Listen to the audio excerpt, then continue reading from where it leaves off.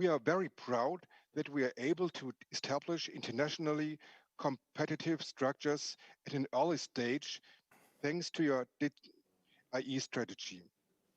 It's important that we have a holistic approach. That means excellent research and the promotion of urgently needed young scientists. Baden-Württemberg has been developing Cyber Valley since 2016. This is the largest research consortium in Europe for AI. The universities of Stuttgart and Tübingen, the Max Planck Society, and international companies such as Bosch, Daimler, and Amazon work together. In this ecosystem, companies and startups can quickly transfer research into practice. The federal government has recognized the relevance of AI research as well and has once again expanded and consolidated the federal funding for its 5 AI competence centers starting from 2022. One of these centers is located in Tübingen. As a representative of Baden-Württemberg, I'm also proud of the high level of attention that our scientists and researchers can attract with the Cyber Valley project. After all, this unique research environment attracts the bright minds of tomorrow. Our doctoral program in Cyber Valley recently attracted a record number of first-class applications. However, despite our achievements in recent years, it's also clear that we need to further develop and position ourselves even better in order to continue to contribute to these important future technologies. For example, we have established numerous new professorships. The AI Baden-Württemberg program alone has produced 10 new junior professorships at Baden-Württemberg universities. These universities have in turn adapted their research and training, set new research priorities, and offered new academic courses. However, it's clear that despite this tremendous progress that we made in our federal state, the step into the age of AI can only succeed through a joint international effort. Ecocentric national initiatives cannot be the answer. We need joint research and development, regular exchange, coordinated European and international IA strategies, and the expansion of European and transatlantic cooperation. It's just as important that we do not forget about our common values while building our digital future. We must address and discuss the ethical implications of AI research. It's crucial for the implementing digitization and AI technology that will benefit all of us.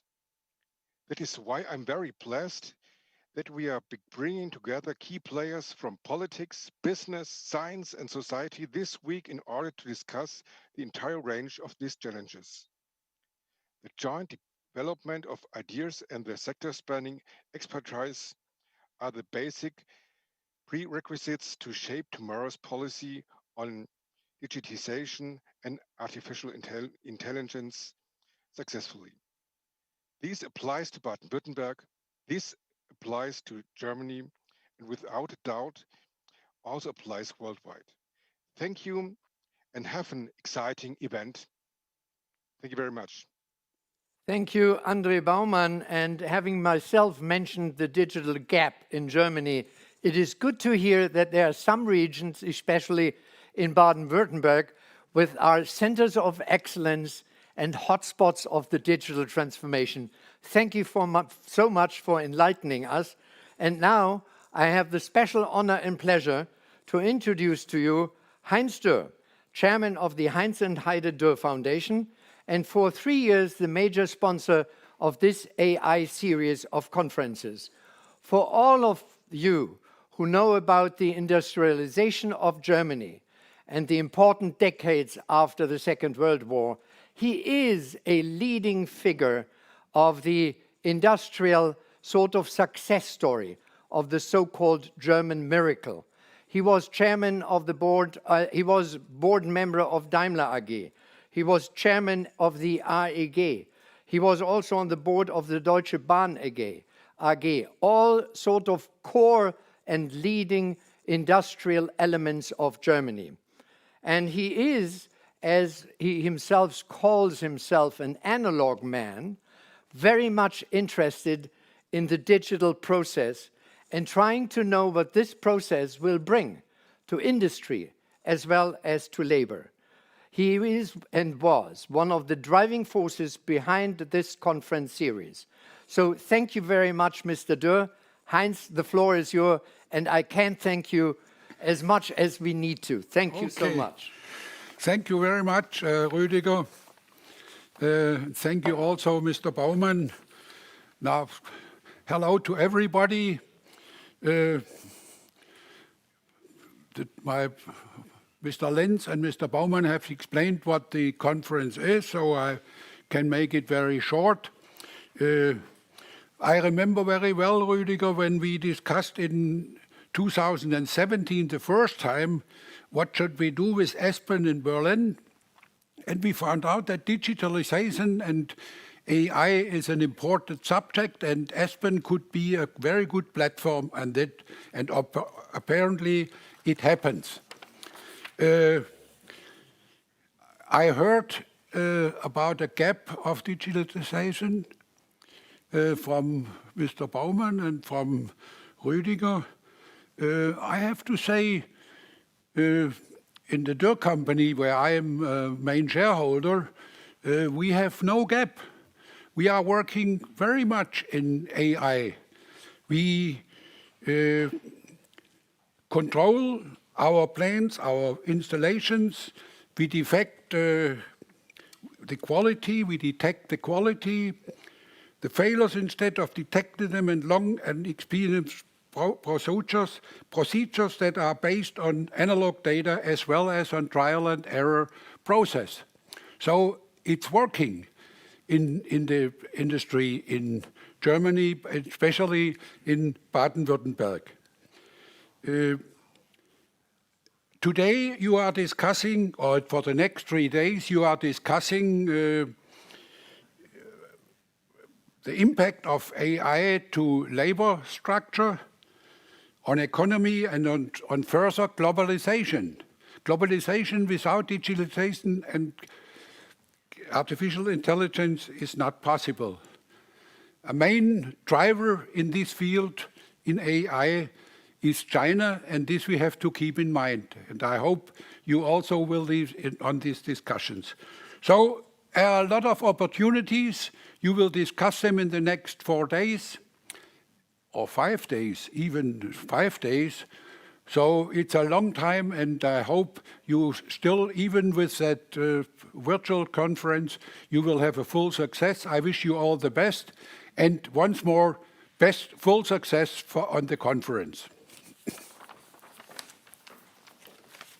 Thank you so much, Heinz Dürr. I think it will certainly not be a boring time, which you will certainly and hopefully spend with us in the next days to come.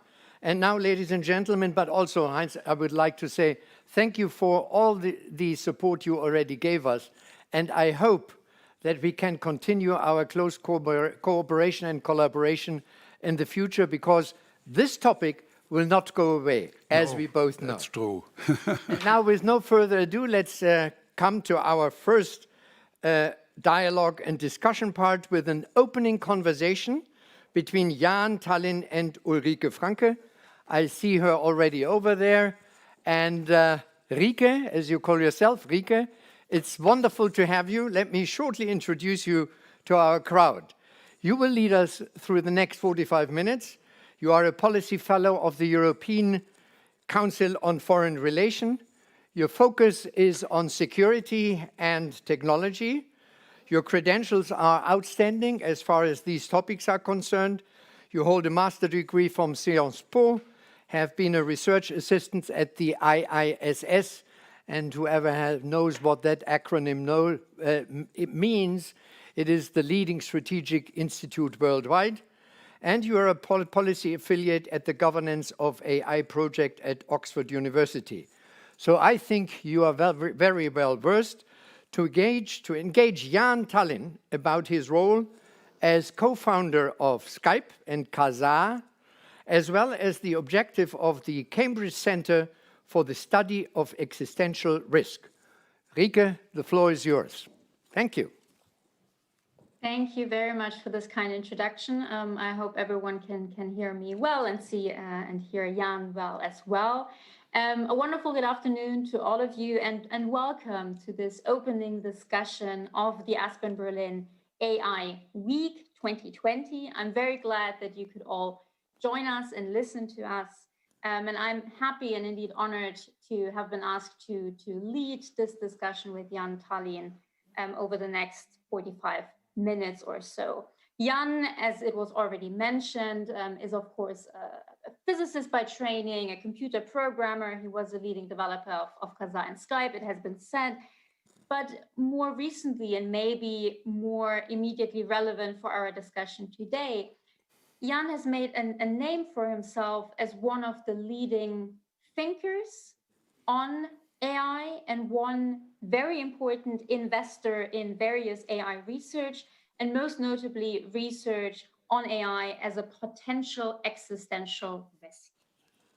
He has supported a variety of research organizations, such as the Center for the Study of Existential Risk in Cambridge, or indeed he's donated to the Future of Humanity Institute in Oxford, to which I also remain affiliated.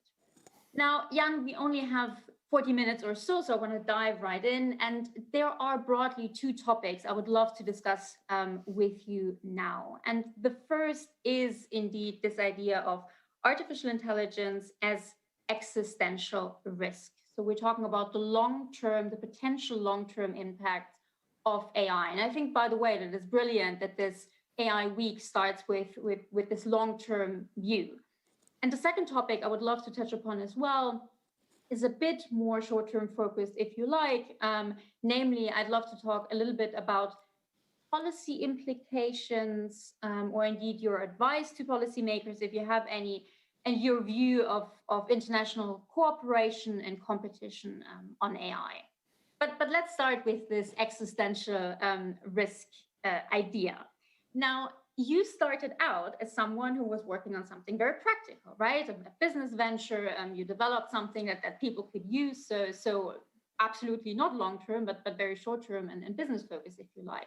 So I would love to start kind of at the beginning of your own journey and ask you how and why, and if you like, when, did you become interested in these long-term implications of artificial intelligence? What prompted your thinking of artificial intelligence, general artificial intelligence, as an existential risk?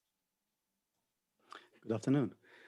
So, yeah, I think it started like now well over a decade ago in 2007, 2008, when I was already kind of scaling out from my role in Skype. And I remember a friend of me asking that, so Jan, how does it feel to have your life's work done at such an early age? To which I was like, wait a minute, I should like look out like if there's anything more important than Skype out there. And indeed, like I stumbled upon writings of a young man in California. His name is Eliezer Yudkowsky. At least he was a young man back in 2006, 7. And he was making this like implausible case that, look, the invention of human level AI might be the most important thing. And it's also that humanity has done or will do. And it also probably the most risky thing that humanity will do, which is kind of unlikely to end well for us unless we do something about it. And I was very impressed with his essays. He has written like over 1,000 essays about this and related topics. So I shot him an email and we met in some bleak California highway cafe for 4 hours. And after that, I was like very convinced, okay, this seems to be the most underappreciated topic in the world. And I kind of immediately sprung to action and started to see like what can I do about it. So now I've been working on this for over a decade. And when you say human level AI, so just to make sure that we all get this right. So this existential risk, and I want to talk about what this means more in a second, but this existential risk stems from what you just called human level AI, which has also been described as AGI, artificial general intelligence. So we are talking about a future technology which does not exist yet. Is that right? Exactly. I do think that's an important confusion that is kind of interfering many discussions and making them unproductive, is that people have like very different things in mind when they say AI or even AGI or so it's I think it's important to kind of delineate kind of AI that we already have, and now we have questions about how it is going to be deployed. For example, like face recognition or like deepfakes are concerned now, self-driving cars, etc. I mean, they already exist to like perhaps to some modulo some like small parameter like error rate or something like that. And then AI that just does not exist yet, but we might have to prepare for its introduction. So myself, I've been like really focused on the things that don't exist yet. Therefore, like every once in a while, I get kind of accusations about like engaging in science fiction and whatnot. But like, I mean, science fiction, many of the things that firmly exist today. I mean, this thing, right, was like firmly science fiction. Mm-hmm. I don't know, 40 years ago. Right? No, absolutely. And I mean, first of all, I think as many other people who work on new technologies, I'm a big science fiction fan, so I don't think that there's anything wrong with thinking in terms of science fiction. But also, the question really is it science fiction that we're talking about, or is it just a future development? And since you mentioned criticism, I'm sure you've heard the criticism that worrying about kind of AI taking over, AI killing everybody, however you wanna frame it, is a bit like worrying about overpopulation on Mars, right? Something that's so far out that we really shouldn't care about it. But I guess I would love to hear from you why I assume you think that it is worth thinking about this even today. So you just said that in your discussions, you came to the conclusion that the development of AGI, at least unless it is framed in a certain way and maybe controlled in a certain way, is unlikely to end well for humanity or humankind. Can you elaborate a bit more on that? What exactly is the risk when we develop artificial general intelligence, super intelligence? Isn't that the solution to all of our problems? What's the existential? And you say existential and not just risk, you say existential in terms of this could end humankind. What is the existential risk that you are concerned with? Indeed. Like, first of all, about this famous Andrew Ng soundbite about overpopulation. I think Stuart Russell, who is kind of leading figure about AI safety in academia and author of the most famous AI textbook, he has like a brilliant answer that's like, overpopulation on Mars, we shouldn't worry about it. Well, what if humanity was spending like billions, if not tens of billions or hundreds of billions per year on figuring out how to populate Mars? And we don't know how quickly things will unfold once the population starts. Like, wouldn't it be like sensible at least to spend like a few tens of millions thinking about what are the consequences of such like course of action? So yeah, I think like the overpopulation thing is just silly.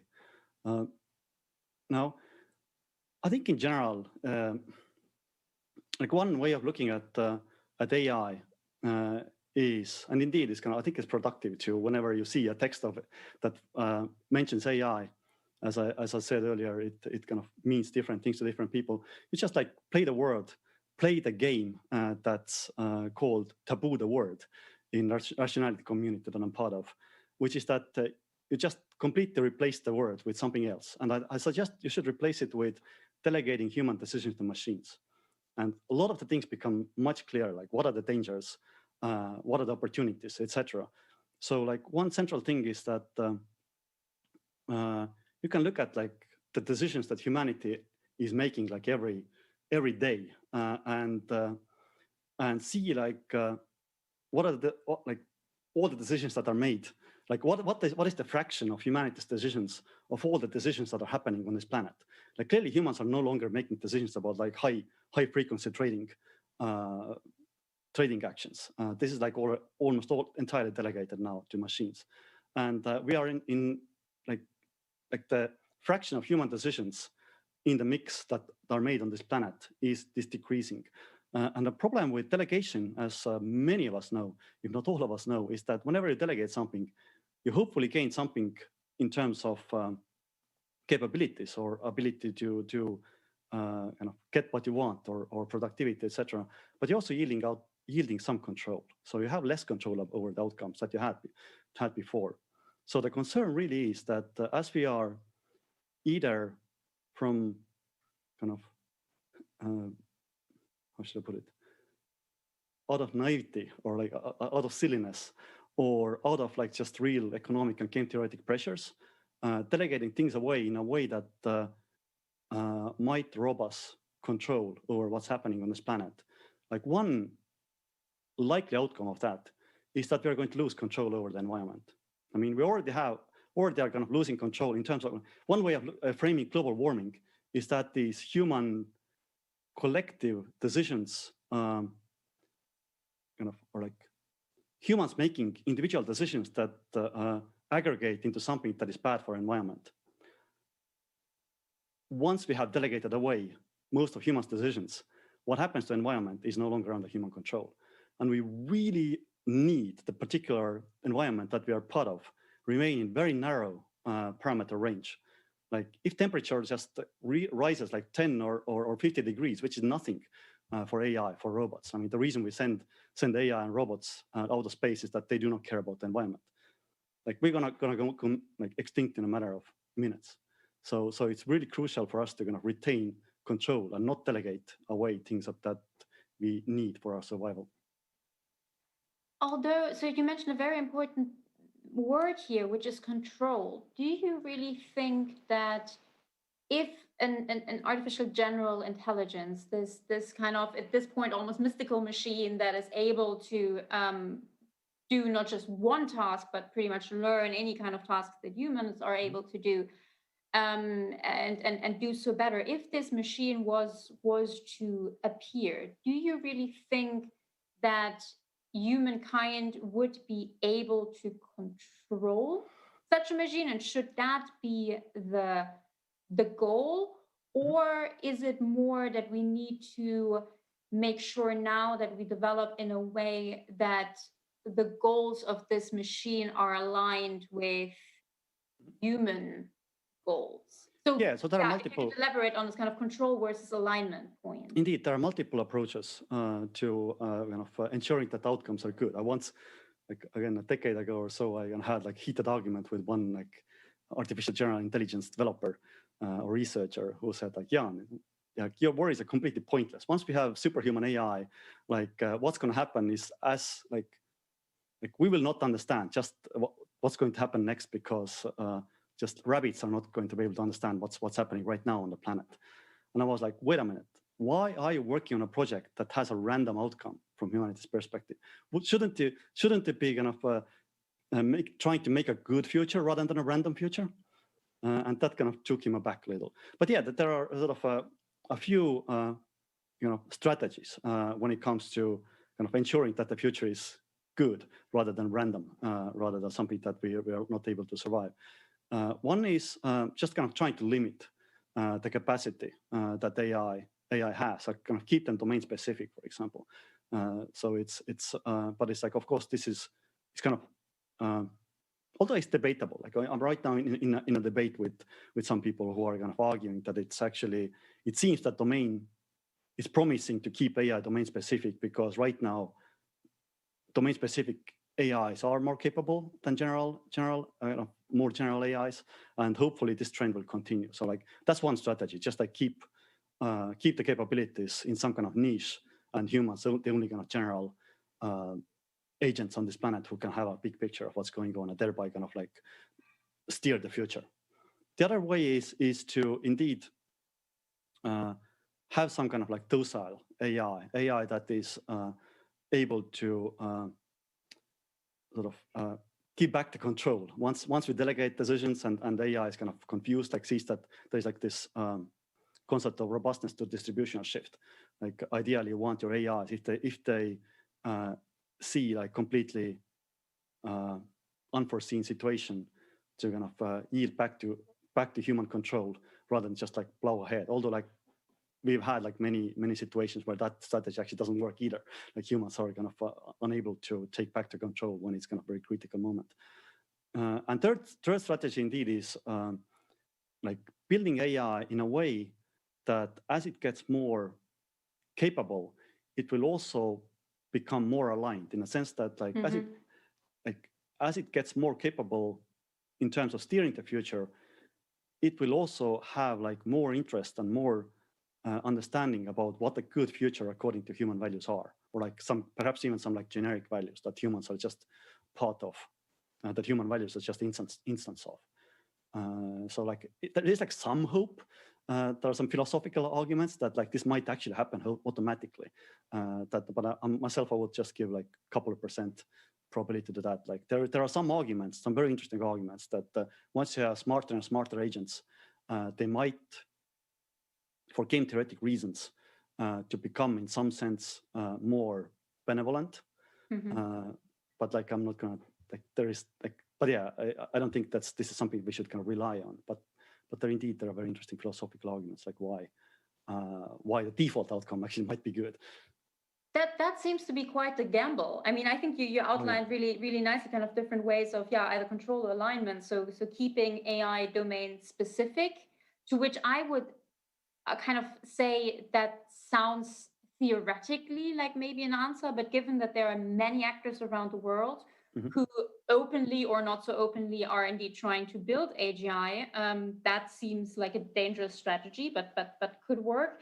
The checking back AI, that seems like a good idea. Have an AI that is very capable, but before, I don't know, doing something that has big implications for human life is checking back to humans. That may be a good idea, or indeed this alignment, which I would say is basically what those who work on AI safety are trying to ensure, right? I mean, those who work on AI safety today. The AI safety community, whose work everybody can look at a place called Alignment Forum, alignmentforum.org. It's kind of like approaching like many research avenues, like including all the aforementioned strategies, plus all like just kind of investigative things like doing surveys and whatnot. I think there's a lot of very interesting research going on about like I think a couple of weeks ago I read like super interesting research result from MIRI researcher, Machine Intelligence Research Institute, the institute that was co-founded by Eliezer Witkowski, who kind of brought me into this topic. There was like very interesting kind of theoretical conceptual advance, like what it means to have kind of agency and sort of like this is probably like too deep dive, but like but there is like a fundamental confusion. AI community so far has made a very clearly wrong assumption when like humans are building AIs. They are making like a very clear distinction. It's kind of like almost Cartesian dualist assumption that AI, like dividing their systems into an agent and an environment. So like the AI is kind of a machine that is then acting in environment, but the AI does not consider itself a part of the environment. But this is clearly wrong. But like we don't have like good. In general, the world doesn't have like good way of thinking about what it means to have like embedded agents who are actually also part of the environment themselves. And like it seems like just from AI safety research community, just one result, recent result was like what to me looked like a significant advance in this like very, I would like say not just AI safety specific, but kind of general, even general philosophical progress. So it's interesting, very interesting area. It absolutely is, and I think you raise a really important point here, which is on all of this, we basically need to think about a technology that does not exist yet. And I've just been wondering, I mean, since you've been doing this for quite a long time, how do you approach this? Do you have any tips on how to think about it, and maybe related to that, depending on where you go with this. But I said I wanted to talk a little bit about or ask you about kind of policy work. Mm-hmm. How can those in policy decision-making positions today kind of take into account what you have been saying? Because of course policy work is somewhat more short-term, and I know that you've advised the European Union, you've been part of the higher level expert group on artificial intelligence, but how can the more policy people kind of think about this technology which doesn't exist yet and take into account what kind of future this may entail? Yeah, I do think that it's kind of like hard to give like very concrete policy suggestions yet. I would kind of defer mostly to people in Oxford called Governance of AI, GovAI, at the FHI, Future of Humanity Institute. I do think that they are doing great work. Like, sort of my abstract answer would be that you should kind of think hard about like incentives that you are incentive landscape that you are kind of creating or maintaining. For example, I do think that the biggest sort of like AI risk deniers, or if I should kind of use that term, are associated with corporate centers. And it's not really surprising because like people there do have like a very real conflict between kind of increasing the profits of their company, which by the way they are legally obliged to. Like they're at least in the US, you do have like laws that if you are like on the board of company, then you should kind of always be maximizing profits for your shareholders. And on the other hand, they are human as well. So like it's like, you know, my hope is that they wouldn't do things that are just profit maximizing, but like that is like one thing that regulators have. Like like if you're gonna push for companies at kind of at what's the word, at the threat of like legal action from shareholders and whatnot to only follow profit motives, like this is what you're gonna get. Like you're gonna get like disenfranchised humans, etc. Humans that are pushed away from economy once they become kind of marginally less profitable than machines, etc. So like this is like one kind of like general thing. The other thing that I think regulators should kind of think about is that what things you should kind of get ready to regulate. And like one concrete thing that I've been saying a few times is you should kind of start thinking about how to regulate compute, because like there are kind of two possible and not non-exclusive, you know, barriers that still kind of separate, you know, the current situation and situation where humans are no longer controlled on this planet. Like one is there might be kind of software breakthrough, people kind of just like there was a breakthrough with deep learning in like early 2000s, or there might be kind of hardware increase. So it's possible that we already have the software. It's just we just need more hardware, and then like we're done. Like humans are already basically a second level species here. So like it's possible that we might have like more control. Might want as species have more control about how big the data centers, compute centers will be. Although, so on this specific point of regulating compute, so to give a little bit of context for those listening, so what is often said is that AI basically has three main inputs, key inputs: talent, data, and compute, so computing power. And you just said that one good idea may be to regulate and I guess limit the amount of compute that one can have in one specific space. But wouldn't that only slow down things, but not necessarily change things in the long run? Yeah. So like I kind of want to stress again, like I'm not saying that we should start regulating compute now. We should be kind of thinking ahead, like at what kind of preparations can we do when it turns out that next year or next decade, we really have to make sure that compute that we throw at machine learning is limited. So it's just like one thing in arsenal of regulatory arsenal that we might want to prepare, and it might take like many years to prepare for something having a capability like that. Mm-hmm.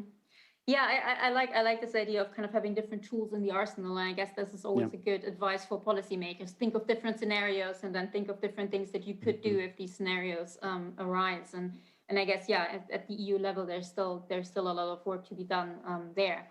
Also, I want to say that like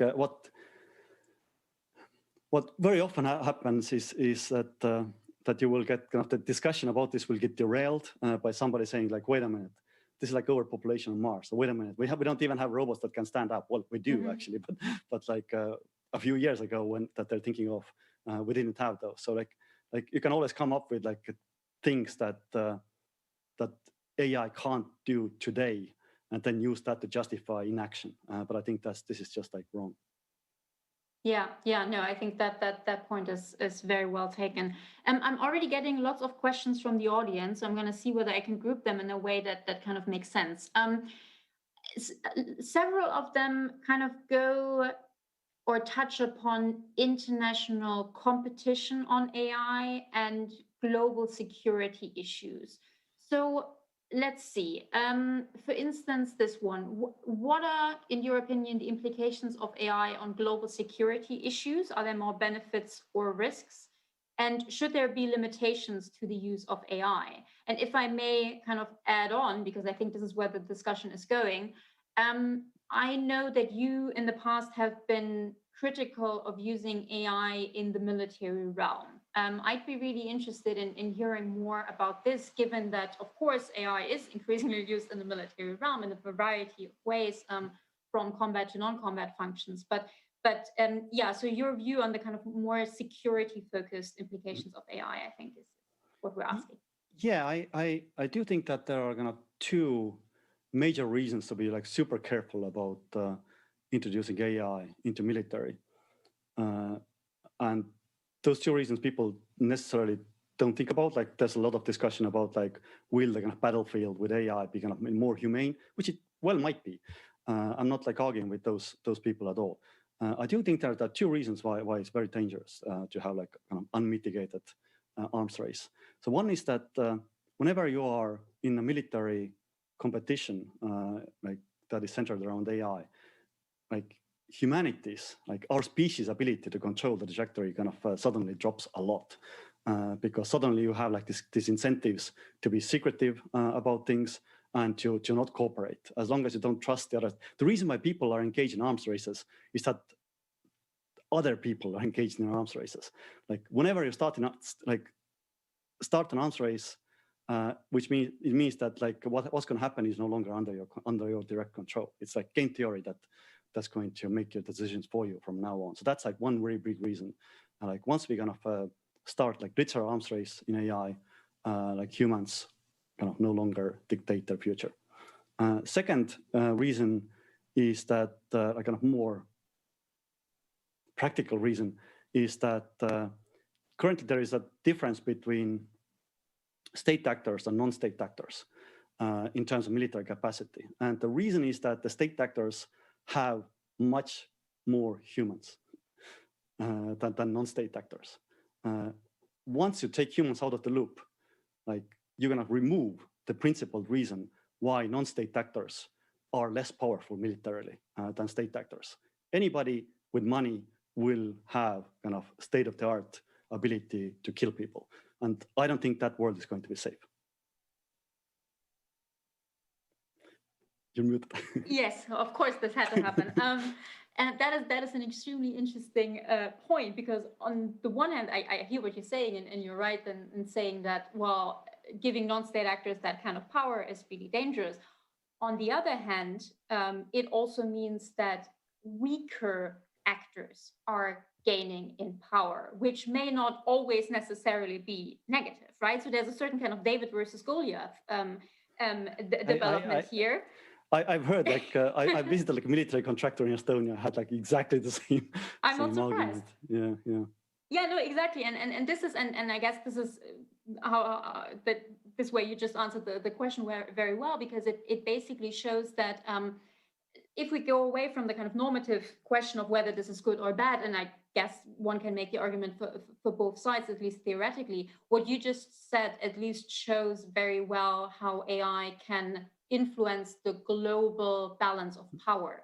And that, at the very least, is, well, destabilizing, and destabilizing is generally not great. Yeah, I mean, what we already see is that in cyberspace, in kind of cyber terrorism, etc., like there's like a massive mix. I think the state actors are in minority there, even though they are very powerful there, clearly. Like they are in minority. Like most of the action, most of the damage is done by non-state actors there.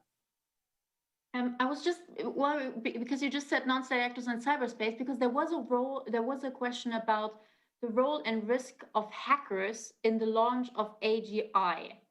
So I guess, okay, so I guess what the person asking this question here is asking, if AGI was to emerge, do you think it would be developed by, I don't know, DeepMind, OpenAI, DARPA, so the kind of state-funded, military-funded defense agency in the US, or indeed could it in the end emerge from more, I don't know, secretive individuals? I mean, maybe not individuals, but smaller groups, the kind of hackers that this person here asks about. Is that a possibility? Yeah, I mean, of course, it's a possibility. Like one important thing that once you're gonna no longer talk about AI that already exists, then you you no longer have like guarantees about what's going to happen. That said, I do think that currently we are not seeing diminishing returns to adding hardware. Therefore, right now, I think the most likely places that work right now, I don't think like hackers in Cellar are very likely players because like they don't have as much access to hardware. But like that trend might kind of peter off at some point when we kind of have to go back to kind of software innovation again. I don't know. I think we should be prepared for both.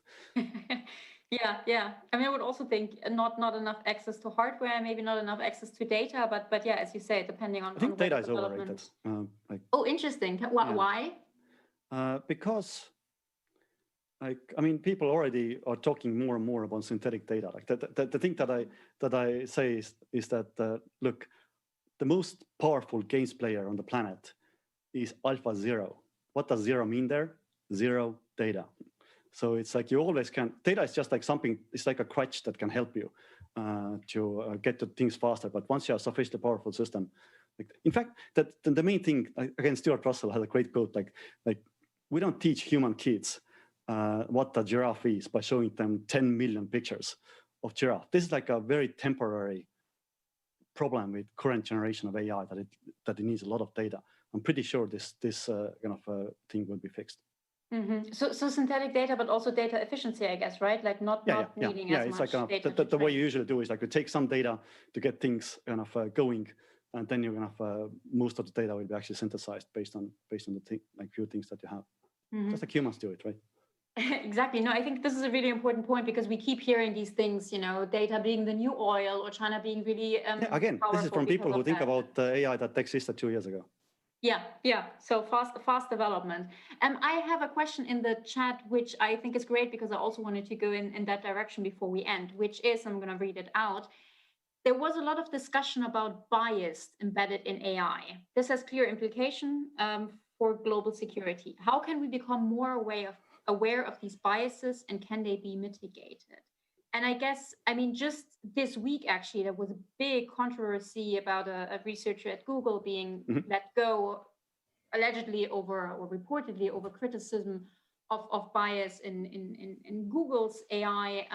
And I know that you not too long ago also invested indeed in or donated to research institutions that look at these more kind of immediate negative side effects of AI. So how can we become more aware of these biases? Can they be mitigated? What should be done? Yeah, so like my kind of high-level answer to that is that like I think this is really important when the kind of division of labor comes into play. There are a lot of people who are already looking at the implications and deployment of existing AI, and I think like avoiding bias is very high on their list. Like Brian Christian just released a great book, The Alignment Problem, I think, that like describes like very interesting history of all the current problems that we have AI, and I'm looking ahead also a little bit. And so I highly recommend that book. Like myself, because I'm focused on AIs that don't exist yet, I'm mostly think through like what are the implications of near-term work to long-term outcomes. And I do think that kind of bias is not obvious how kind of debiasing helps the long-term outcomes one way or the other. I think it's like when I look at the kind of currently hot topics in kind of AI or FatML, fair and transparent AI, I think the most potent research areas that are kind of useful for both in both short term but also in long term are things like transparency, accountability, explainability. There are like many arguments why we would be on a much safer trajectory if we actually knew what's happening in those servers when we trained them.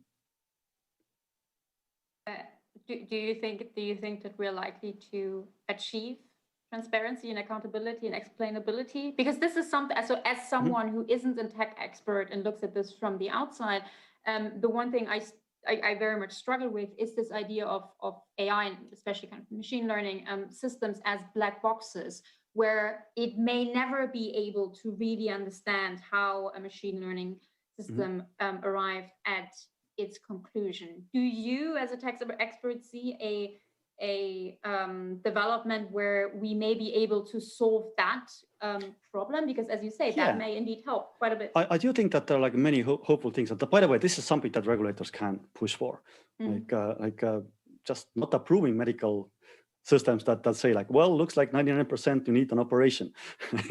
like what and why? Like, I don't know. It's just like suggested. So it's probably not like very reasonable to have like approve such kind of technology, which also means that like even without regulators' help, I think there is some commercial pressure. Like once you have like medical AI that can actually kind of explain itself and be kind of transparent about its reasoning, then that will be much more kind of commercially successful. Like given other things would be equal, so there are some commercial incentives to increase or put research and effort into explainability and transparency. So that's like one obvious thing that makes me optimistic. There are some areas that there is much less commercial pressure. So like I think we kind of need to fund more researchers to do the homework of AI research in that respect. But I do think that transparency, explainability are things that are both useful in short term for safety and capabilities, but also good for long term.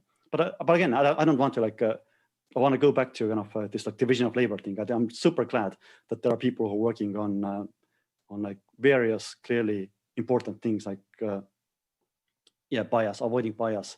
And like, I mean, global warming, that's another thing. Like one thing that global warming assumes is that humans will remain in charge on this planet, which I don't believe, but still that doesn't mean that I'm kind of like sort of want to diminish the efforts of people who are actually kind of addressing this problem, because I might be wrong. It might be the case that we still have several hundred years left. Certainly, yeah, and this is a bit the difference between catastrophic risk and existential risk, right? I mean, it's definitely worth working on existential risk. Doesn't mean that we should be overlooking catastrophic risk. I think we're coming very quickly to an end. I think I have about a minute left. However, so I had a few questions about China. I guess this is a broader question about different players, and maybe we can open it up a little bit to the US, Europe, and China.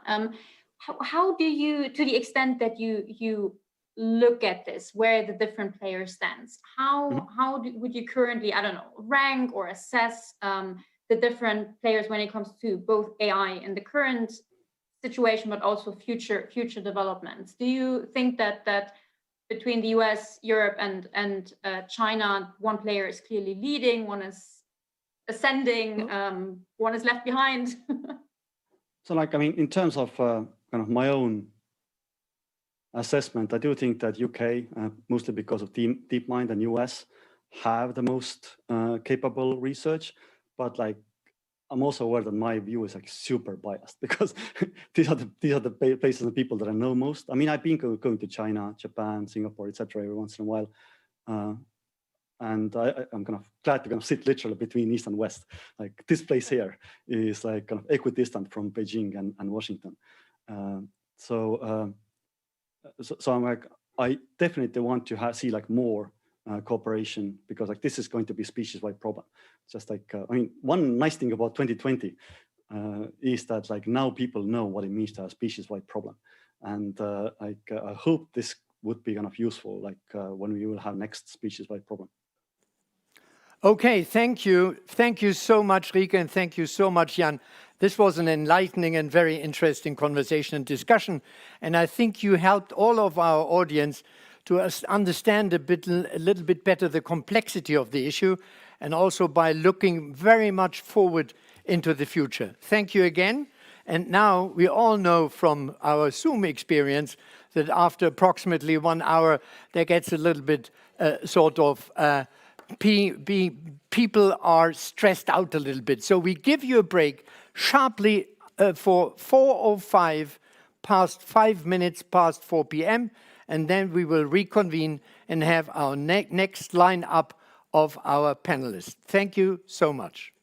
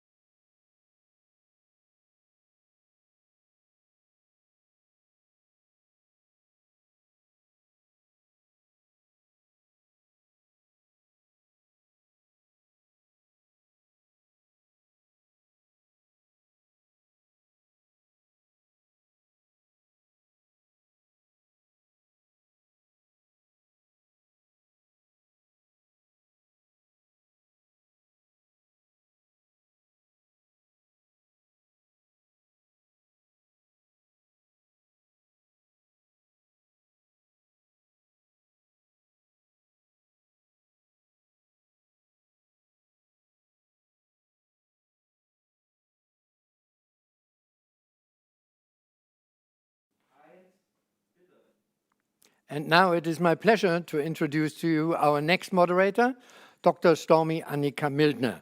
She is the head of the Foreign and Economic Policy Department at the Federation of German Industries, and besides that, she will be my successor at the helm of the Aspen Institute starting the 1st of January next year. And she is also having an impressive academic and professional background, having been board member of the executive board of the German Institute for International and Security Affairs, being a lecturer at the John F. Kennedy Institute and the Hertie School, and having been a visiting fellow at the German Marshall Fund Transatlantic Academy.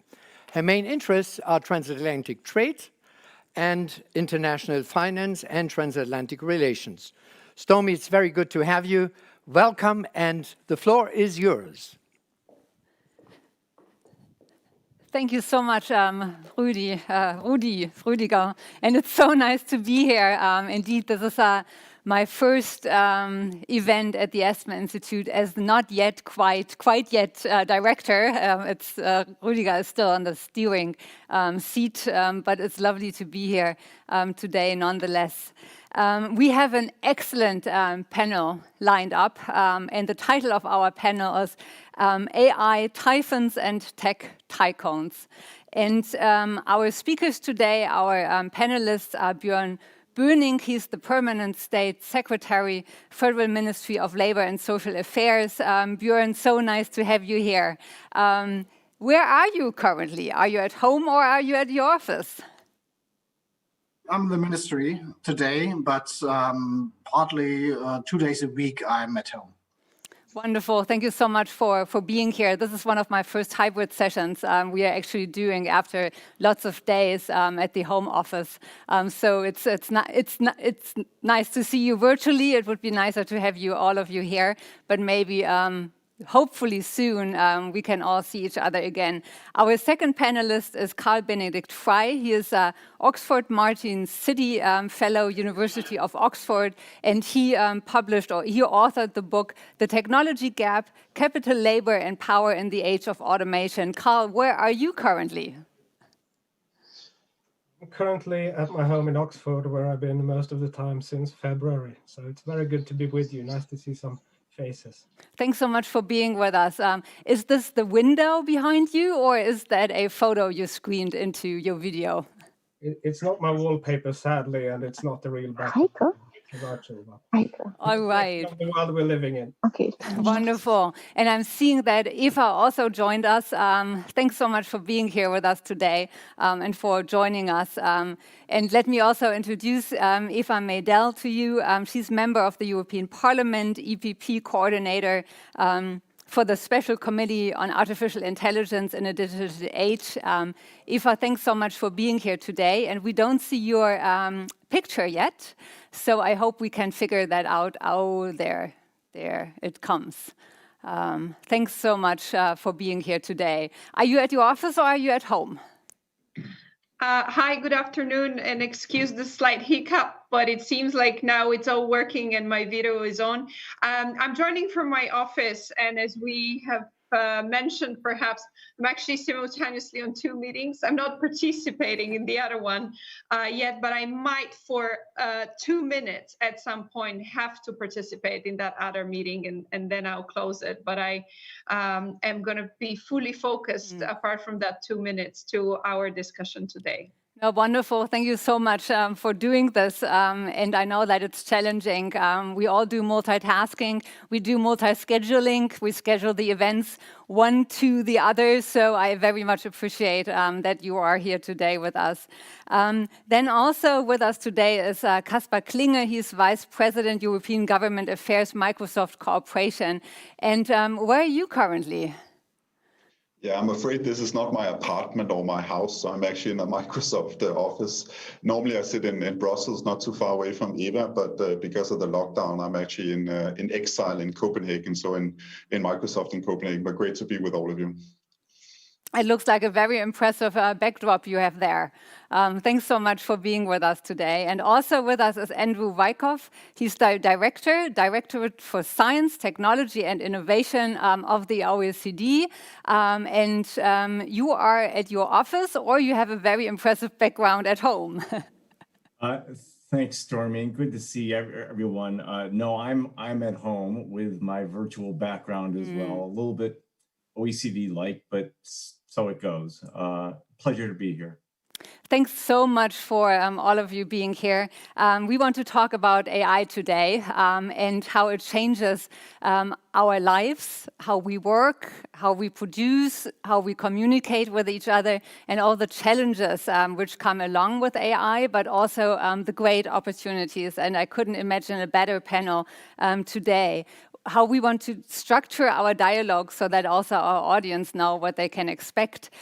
We have until about 4:45 for our discussion among each other. And then I would very much like to open it up for Q&As. Our team they take care that the Qs are going to come to me, the questions, and then I'm going to pass them on to you. So let me start with Björn. In the last years, we saw that the productivity gains were mostly driven by technological advancements, and that there is a increasing disconnect between labor and productivity gains. And I wanted to ask you how you see the role of AI in this, what that means for the labor force, if AI is a positive driver or also can create some challenges, and what we have to do about it. Oh, first of all, hello to everybody, and thank you very much for joining me and having me here. First of all, I must mention that I'm not totally convinced that it's true that the economic productivity is only technology-driven. It is human and machine-driven. I think that is quite nearer to the situation that we are following. And so for us, three issues are of main importance, especially in these times that we have. First of all, if I'm right that we are talking about humans and machines, then it's necessary to invest each euro into the technology, also invest in human knowledge and human education. So for us, it's quite important that we have similarity between technological investments and maybe human investments. And so for that, we in Germany think that we need a human-centered approach of artificial intelligence that leads that issue that I mentioned. The second thing is, if we want to develop a leading market of artificial intelligence in the world as European Union, we need a common AI strategy within the European Union that differentiate from the only market model that we can see in the US and the only state-centered model that we see in China. So for us, I think we need a regulatory framework that is based on risk-averse approach, and we need a regulatory framework that is common for all the companies that are working in Europe, besides they are Chinese, US, or European companies. And so I think this must be one main approach of the European Commission next year. And the third thing is that there are good and bad approaches if we are talking about the development of AI technology within the companies.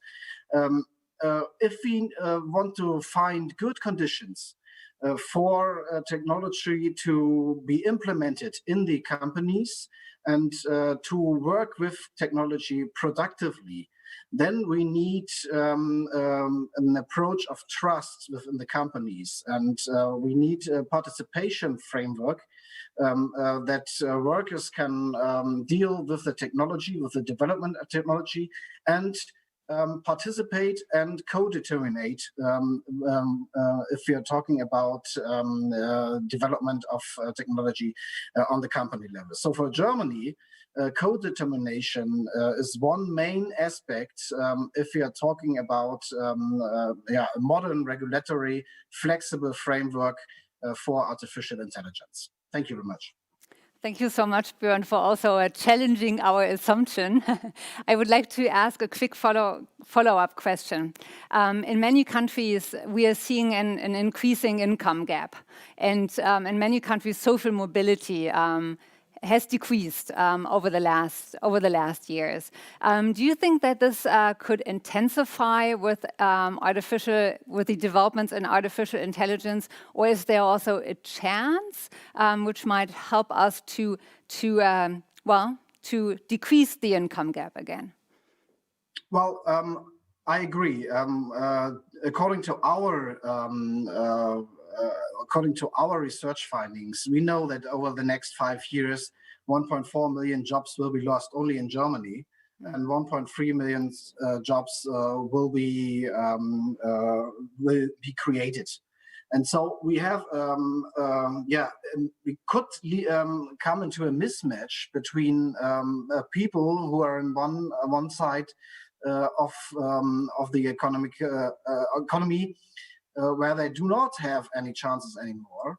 And on the other side, we will need skilled workers to work with all the new technology things that we see.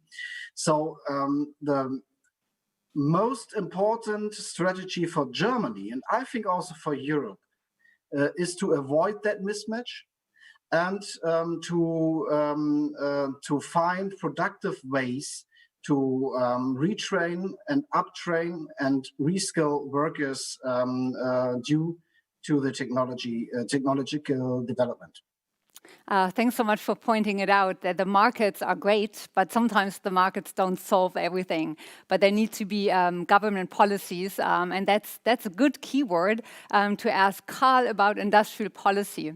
What are countries, what are governments currently doing, and where are they putting the emphasis? I'm looking at the European Union. We talk a lot about the business-to-business approach, and i.e. in business and how we produce. In other countries, there's a lot of B2C, so business to consumers.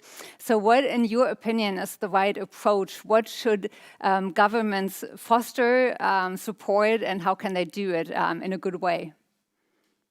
First of all, thank you very much, Stormy, and thank you to the Aspen Institute. It's a real pleasure to be here with you today and being part of such a distinguished panel. I think the question you asked is a very important and timely one. Industrial policy and AI strategy is clearly having a revival, and I think a problem is that a lot of people mean very different things when they speak about industrial policy. So when economists think about industrial policy, for example, we tend to think about policies that try to change the structure of the economy by either subsidizing some industries, offering some sort of protection. And looking at the sort of impact of these policies historically, we can see that they have had some success, arguably, in some countries. In Germany, in the 19th century, when Germany caught up with Britain, it clearly pursued a much more state-led development model than Britain did. More recently, Japan, as well as many of the Asian tiger economies, plus China, have pursued quite aggressive industrial policies. And I think there's a case to be made that in countries like Japan, the Ministry of International Trade and Industry played an important role in driving that catch-up. But I think it's also important to remember that as Japan approached the world technological frontier, its job got a lot harder. And Japan completely missed the shift from hardware to software, for example. And industrial policy in the end is basically designed to catch up. It's designed to give companies and industries breathing space until they are fit to face competition. But if you already are at the technological frontier, or if you're in a field which is still not entirely developed and is still at an experimental stage, there are diminishing returns to these type of policies. And I think it's important to remember that artificial intelligence is not yet a mature technology.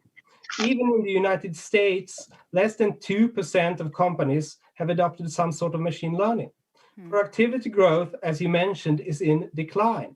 Even the largest US companies are not contributing as much to productivity growth as the largest US companies did 50 years ago. And the reason for this is that artificial intelligence is not yet sufficiently good to have a widespread impact or a meaningful impact on productivity growth. We will need a lot more innovation to be able to harness the gains from AI more broadly. So I think it's important to remember that when we talk about AI strategy, what we really should be talking about is not sort of industrial policy, but more innovation policy. And I think here it is probably more instructive to look at frontier economies that have been doing well. And the frontier economy that has been doing best over the past 150 years is unquestionably the United States. And I think the reason that the United States has been technology leader for such a long time is A, it has the best funded research institutions in the world. It's not even close if you compare the sort of top US institutions to those in Europe and elsewhere. Secondly, it has a very well-developed venture capital industry. Even many of the European startups are funded by American venture capital industry. And the government played an important role in creating that, it should be said, with the Small Business Investment Act of 1958. Thirdly, the US has a huge harmonized internal market, and we're trying to create one of those in the United States, in Europe as well, and have done so quite successfully with regard to goods. We need to do more to harmonize regulation across countries when it comes to digital services as well, in order to allow European businesses to scale up the way American businesses are able to scale up. And finally, the United States did pursue quite aggressive policies when it came to funding basic research and development in the 50s and 60s, and that to some extent, laid the foundations for the ICT revolution now. So there's a clear case to be made that funding basic research has very valuable spillovers, and that is something where a lot more can be done in Europe as well. Right now, we're actually seeing a narrowing down in AI research. 10 years ago, AI used to be a field where there was an anarchy of methods with very different approaches to artificial intelligence, getting almost equal funding. Now, all the big players are essentially very narrowly focused on deep learning, which is the most data-intensive approach to artificial intelligence. And my worry is that we might see a lock-in into this particular field of intelligence unless we try to broaden the scope of AI research again. So you might think, for example, in the 1900, electric vehicles and gasoline-powered vehicles were almost as good. Along came huge oil discoveries, along with some incremental improvements to the internal combustion engine, which tipped the balance. We're now trying to get back into electric vehicles again. And I think to avoid that situation of getting the lock-in into the wrong sort of AI, we need to use science policy to fund other approaches to AI, whether it's probabilistic models, symbolic AI, some recombination of all of these. And the EU can play a very significant role there. So just to sum up quickly, I think if you want to use industrial policy, that's geared to catching up. And if you do that, you will always be behind and trying to close the gap to the frontier. If you focus more on innovation policy, you can actually lead and be a significant player in the field. And I think broadly speaking, that is what Europe should do. Thank you. Wonderful. Thank you so much for also specifying that we might not always talk about the same thing when we talk about industrial policy. If I think about France, we think about national champions. If I'm looking at the UK, it's more innovation policy. Germany, it's maybe right in the middle. And we have the same when we talk about sovereignty. We also understand different things about sovereignty. So thank you so much for specifying this. I think we have to come back to this. where sovereignty, autonomy starts and where it ends, and where government policies should start and where they should end. Let me now come to Eva, because I know that you also have to skip to your other meeting very quickly. And since Carl already mentioned the international sphere and cooperation and competition, and also the different sphere of internal policies and the external, the international sphere, this is exactly what I wanted to ask you about. If you could tell us a little bit about European policies, the issue of internal cohesion and international competition, and how that works together. Thank you very much. I'm very glad to chip in on that point. Well, first of all, I think the way we have to look at the topic in Europe is more focusing on the ecosystem that we could create. Because on one hand, if you look at the AI white paper, you would see that we're speaking about excelling in excellence. On the other hand, you would see that we want to excel in trustworthy AI. But the underpinning principle is whether we will be able to, kind of come out of a comfort zone, which generally tends to have a narrative that we would either regulate about big companies vis-a-vis small companies, and is this a legislation for European companies or international companies? And it's a very political debate, but from being a political debate, it also gets into being actually a practical debate here in this house. And I think what we have to focus a little bit more is trying to get the right mix of an ecosystem, where it's not about the bigger companies, but it's about the bigger companies that need the smaller companies and vice versa. And I think we need to try to address where the misbalances are, but we should not create some new type of misbalances of a new kind. And we definitely do need to have certain type of regulation and new regulations, but this regulation should aim to foster innovation in Europe, should aim to make us excel in areas such as AI while creating trustworthiness. That's why we need the regulation, and not just for protectionism reasons. In the AI white paper, we have a very good agenda for basically the things we need to think about when trying to develop artificial intelligence in Europe.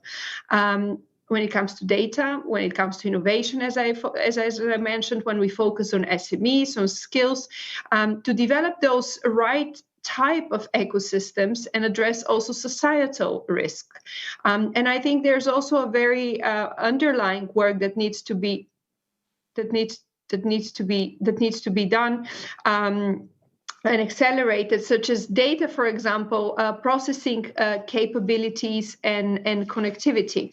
But I think what is important is that this digital policy is no longer just something that few people want to excel in Europe, and this could be their, policymakers in national parliaments or European parliaments. I think with this Commission presidency and the College of Commissioners, the digital policy is a little bit more elevated, even within the Council, even within the head of states and governments. Could it be even more? Could it be even a bigger priority? Of course it should, and I think it has been. It should have been even earlier. Because only if it's a true priority of European leaders, we would be able to excel, we'll be able to make sure that is indeed a trustworthy technology that we want to develop. And if we look a little bit back, I think the truth is that we missed the opportunity to create some of this momentum with the previous crisis. Basically, what we missed to do is to change the structure of capital investment in Europe, to increase the shares of ICT. And today we are presented with two opportunities. And one of them is the current pandemic that we are faced with, which changes us and pushes us to change both the economic and societal way of doing things. And technology could be a basis for doing that, but we need to advance into it. And secondly, I think where we are pushed to go forward and not just bounce back, but actually bounce forward out of the pandemic, is the AI and data breakthroughs that are happening. It gives us a chance to be back in the global competition, while in the same time having in mind that Europe produces enormous amounts of industrial data. And we need to find a way of how to make sure that this data is reused, it's maybe in the first time used, and then reused, and it serves a certain purpose. I think, and I'll conclude with this, that understanding and addressing the current challenges that are faced by businesses, it will be absolutely key to ensure that Europe realizes this economic potential of AI to its fullest extent. And this is precisely what we'll try to do also in the Special Committee of AI in the Digital Age. We would like to make sure that this committee doesn't just tackle topics related to AI that we've been talking on for the past 5 years, but it actually addresses areas where we could excel in the years to come. It addresses topics where we might need to legislate if necessary, and it kind of focuses on a forward-looking debate, if I may say so. So I will stop here, but I'm very happy to elaborate later also on how we see the role of the committee. Wonderful, thank you so much. Do you have to skip to your other meeting, or can I ask one follow-up question? I think I'm still safe, but the next point is mine on the agenda, so I'll be short in answering your very question. short. So you mentioned SMEs, that they are still sometimes struggling with AI. And I wondered if you have a best case which you could share with us, where you would say, this is how we should get small, medium enterprises also more on board. Well, I think the best example is using that industrial data that we have in Europe to be used by SMEs and to be deployed in their daily operations. So it's not just about, COVID-19 might have pressed the digital button seriously ahead of us. To basically for us to move forward, but not just because of Zoom meetings, right? We want to change the way processes and operations work. So I think data would be the one area where SMEs could definitely be empowered to truly excel. Thank you so much. One of the questions which I already got through the Q&A and which also Eva mentioned or touched upon is AI during the crisis, the pandemic, how it can help us tackle the pandemic, but also prevent coming ones. That is a question we should keep in mind for our discussion and for our Q&A session. But first, let me come now to Casper. After we heard the government and the parliament's point of view and also the academic point of view, now I'm also very curious to hear the company point of view. And we talked a little bit about the international sphere already, and there seems to be a race, an AI race, where it's not always, there's a lot of competition, not always collaboration and cooperation. And I'm just thinking about the systemic competition between the United States and China, also the new opportunities for cooperation maybe between the European Union and the United States. And maybe Casper, maybe you can tell us a little bit, share your view on where we are heading. So how many hours do I have to respond to these many different topics? No, listen, I think, thanks a lot for having me. And I rarely disagree with Eva on anything, so I might repeat a couple of the points that she made previously. I think the first point I want to make is that, the AI revolution is not something that happens overnight, right? It's sort of a gradual process as these technologies become more and more efficient. Whether we call it machine learning or AI, doesn't really matter. I think what we need to acknowledge is that the economy is going to be data-driven. And what we see also from our point of view is that this is not just a question of big enterprises or small enterprises or medium-sized enterprises. We really have to make sure that we digitalize and we enable every single sector, every single industry taking advantage of these new technologies. And, since we are at least virtually in Germany, I thought I wanted to give you a couple of examples. The first one with SAIS, it's a partnership we have with them in Germany, where we're actually looking at how can our platforms, how can our cloud solutions enable a data-driven approach to healthcare. And this is about better diagnostics. It's about maintenance of medical equipment. It's really about taking a 21st century approach to healthcare and how that is approached in Germany, but also more widely. But I think there is sometimes this misconception that AI or machine learning primarily is to the advantage of big companies. And when we look at our own data sets internally, it's actually crystal clear. If you look at the advantage of going into the cloud and using the cloud for companies, the biggest advantage is actually for small and medium-sized enterprises. So I think that's an important dimension of it. Zooming a little bit out, I think the interesting bit here is what Eva already mentioned, that will we see more regulation coming in the area of artificial intelligence? I think the answer is yes. Will it come tomorrow? I think the answer is no on that. It'll take some time.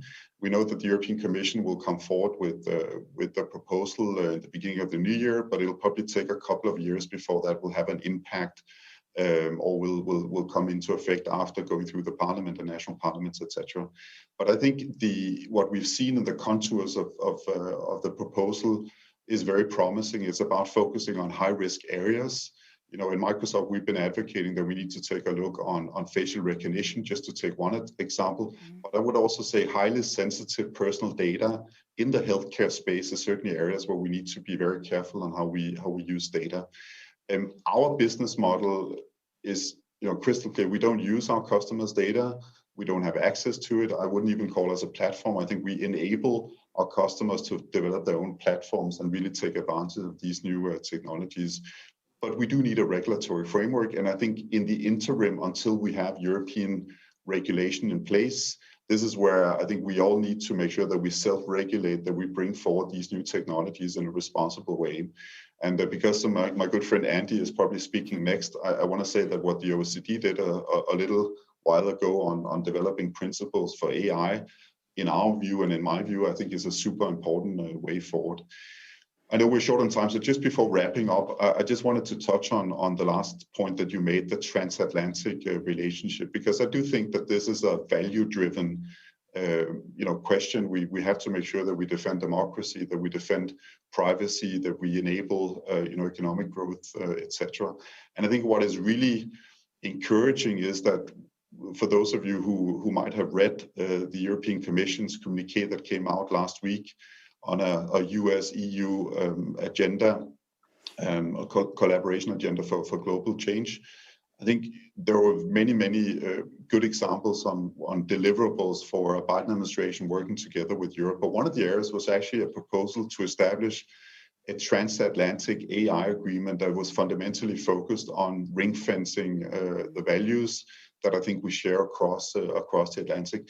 I think it's these kind of global approaches, if you like, that also a company like Microsoft would definitely focus on and think are a positive way forward. But in the interim, I think you should all expect and demand and hold companies like Microsoft accountable so that we move forward with technology that is responsible and that ultimately benefits societies. And we haven't spoken a lot about COVID-19. I think the response to COVID-19, big scale, small scale, has been a fundamental demonstration on how important new technology is, but also how important machine learning and artificial intelligence is already as of today. I'll finish here in being conscious about the limited time, and I want to make sure we listen carefully to what Andy has to say as well. Thanks very much. Yeah, thank you so much. And you already anticipated my follow-up question, which I wanted to ask you about the Commission's communiqué on the transatlantic relationship. So thanks so much for anticipating this. My apologies for that. This way I can hand over directly to Andy and ask about your Andy's view and the OECD view on artificial intelligence and how we have managed the current crisis, how it actually was or is a push for more development in the arena, in the sphere of AI, and if we are really using it sufficiently to tackle the challenges which are ahead of us. Thanks, and thanks, Casper, for setting me up. I've been looking at this area for a very long time, back to when I was advising the US Congress 25 years ago, and just COVID does represent quite a significant change. I don't know if we can fully appreciate exactly what's going on here until we step back and get a little bit of distance. But it's clear that we're seeing just this, jump in data flows of 60% across the networks in Japan and the UK. Business models changing overnight, such as those of the OECD even. Who would have thought? As we move to a much more of a hybrid environment, and that's true across the board. You see small, medium enterprises quickly, actually nimbly in some cases, moving towards an e-commerce approach to doing work. It's very uneven. As Casper said, if you're in the cloud business, you're doing well.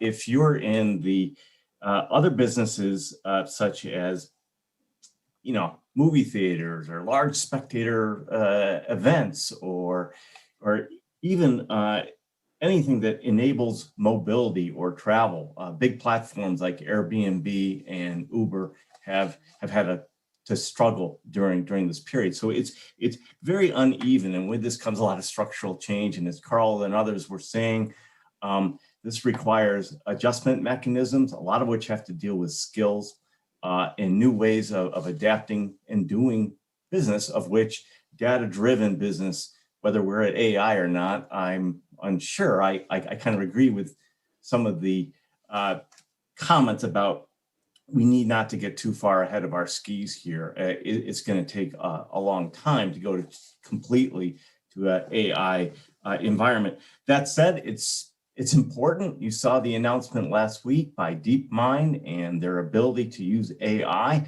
to tackle what's been a incredibly difficult scientific endeavor, the folding of proteins, which is a fundamental step forward in thinking through science in these areas. It's got great prospects, but with it, we do see these business dynamics changing, which we need to be attentive to. The big do seem to be getting bigger. They seem to be, if you are well poised with both a digital presence already and good financial capabilities, you have done reasonably well. Other sectors that didn't have that are falling behind. And with that comes concerns on our part about how to change the regulatory environment to help the transition, maybe allow some restructuring, but also to aid some of those firms that are struggling. Again, I would just say, we don't know what it's going to be like post-COVID. There's some good data I saw not too long ago coming out of Italy that suggested that when they eased confinement measures, things actually dropped down, but nowhere near where they were before the crisis began. I think that's not a bad indication of where we're going to be. COVID, just to end, has really put a spotlight on data and its importance to the economy going forward. And as Eva and others have said, I think we need to have more holistic policies here that maybe rise above just the trade view of data negotiations or the data protection authority's view, and reach a higher level that begins to look at how it's really going to become an essential resource across the economy. And with that comes where Casper ends, which I'd like to just echo his, I think, kind of optimistic note that I think the differences that I've seen across the Atlantic are narrowing. COVID is part of the reason for this. And I think it even preceded the US election, that you had seen more discussions happening about how to achieve the trade flows that have benefited both regions for so long. Again, I keep my fingers crossed here that as going forward, those negotiations will advance and we'll get some real outcomes. It may have to be on a regional basis, and that's where I'll end, where Casper's talking about our AI principles last year. I think those would have been hard to get through a UN body, let's say, but we're very possible in an OECD group of 44 adhering countries. And I think then you can snowball these into other groups. And that's what we did. The G20 took them on and were the basis of their AI principles. Thank you so much. I would like to come back to one of the questions of one of our audience participants about AI and pandemic preparedness and pandemic management and crisis management. I still remember the German G20 presidency when health issues were for the first time really placed on the agenda, and the leaders met for a big pandemic preparedness scenario where they really tried to go through the motions. And I also remember the Koreans telling about how they deal with the issue with contact tracing, the contact tracing app, and everybody here was saying like, no way, I mean, no way we are going to do this. So my question to all of you is, how much are we currently using AI in the crisis management? Are there also limitations, and where so to say, the trade-offs between data protection and really crisis management? And who would like to go first? Maybe can I hand over to you, Eva, first? Thank you. I'm not sure I know the answer and I have the data, but I definitely have a little bit at least of information when it comes to how much we're using AI. And I think in most member states or on a European level, we are using AI way too little to predict or to try to forecast the certain events similar to the pandemic we're currently experiencing. So I think it's still a big taboo in a number of countries in Europe to analyze big chunks of data and be able to predict measures that you might have to take or certain ways of how the wave, whether it be pandemic or another type of crisis that could hit us, will develop. And actually, if one looks at some of the big analysis of data, there's already been quite a bit of studying, especially on the COVID-19 situation. And it's just bizarre that some governments are not relying on that and are still very often taking political decisions first, rather than decisions that are based on data. Of course, I don't speak for all member states, but some definitely could rely better on data and hence come up with more informative and correct decisions. So I think this is also part of this opportunity that I mentioned earlier. We have that data and we have the systems. So it's a pity that we are delaying or not using the information we have and analyzing it in the right way. And it could come also when it comes to developing medicine that could cure, for example, faster in certain situations. AI could be of help, but it has to be something that is also proactively nurtured and look forward also by institutions in the member states. Maybe we can hear from one of the European member states, from Germany. Björn, do you agree that it's bizarre that we are not using AI more in the pandemic crisis management?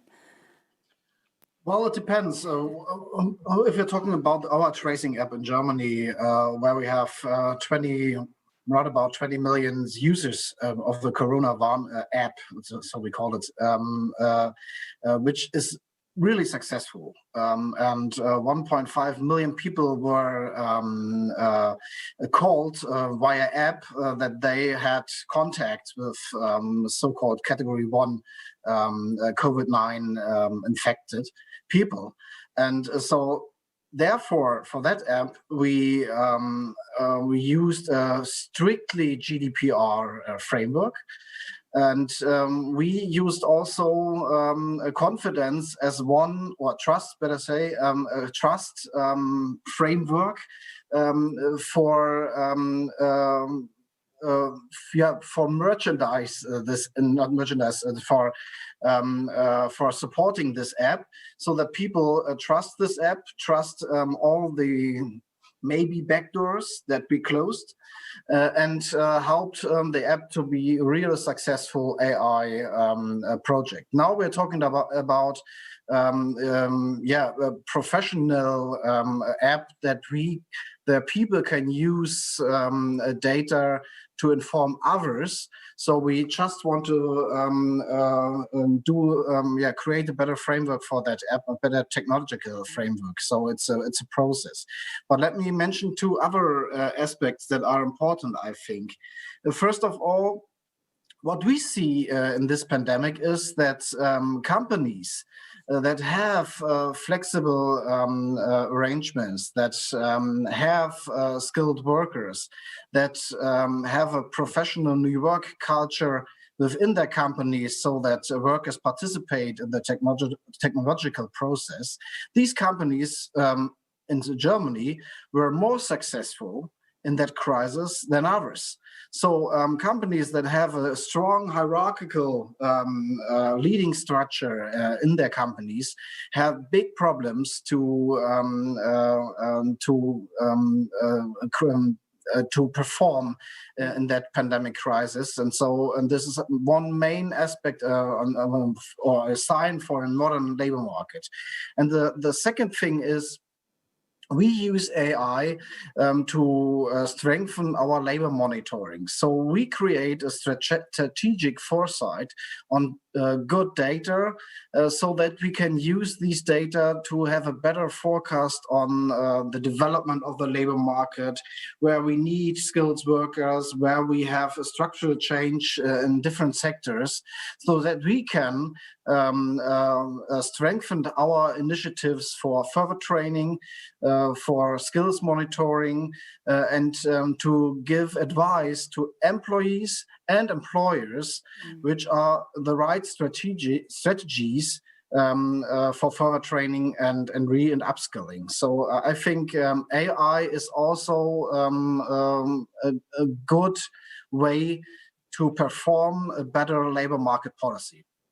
Thank you so much. A question just came in for Carl, Andy, and Casper. And the question is, you were rather optimistic with regard to international cooperation and collaboration, and also the transatlantic relationship, which it's good to hear. But the question goes, isn't there still a danger that three different technology spheres are going to develop? One in Asia, around China, also with RCEP, the new big trade agreement. One in the United States with trading partners, and sometimes, or maybe Europe, EU in the middle, kind of being squished or being the third sphere, so to say, of regulations and standards. Maybe all three of you could explain to us a little bit more why you are so optimistic.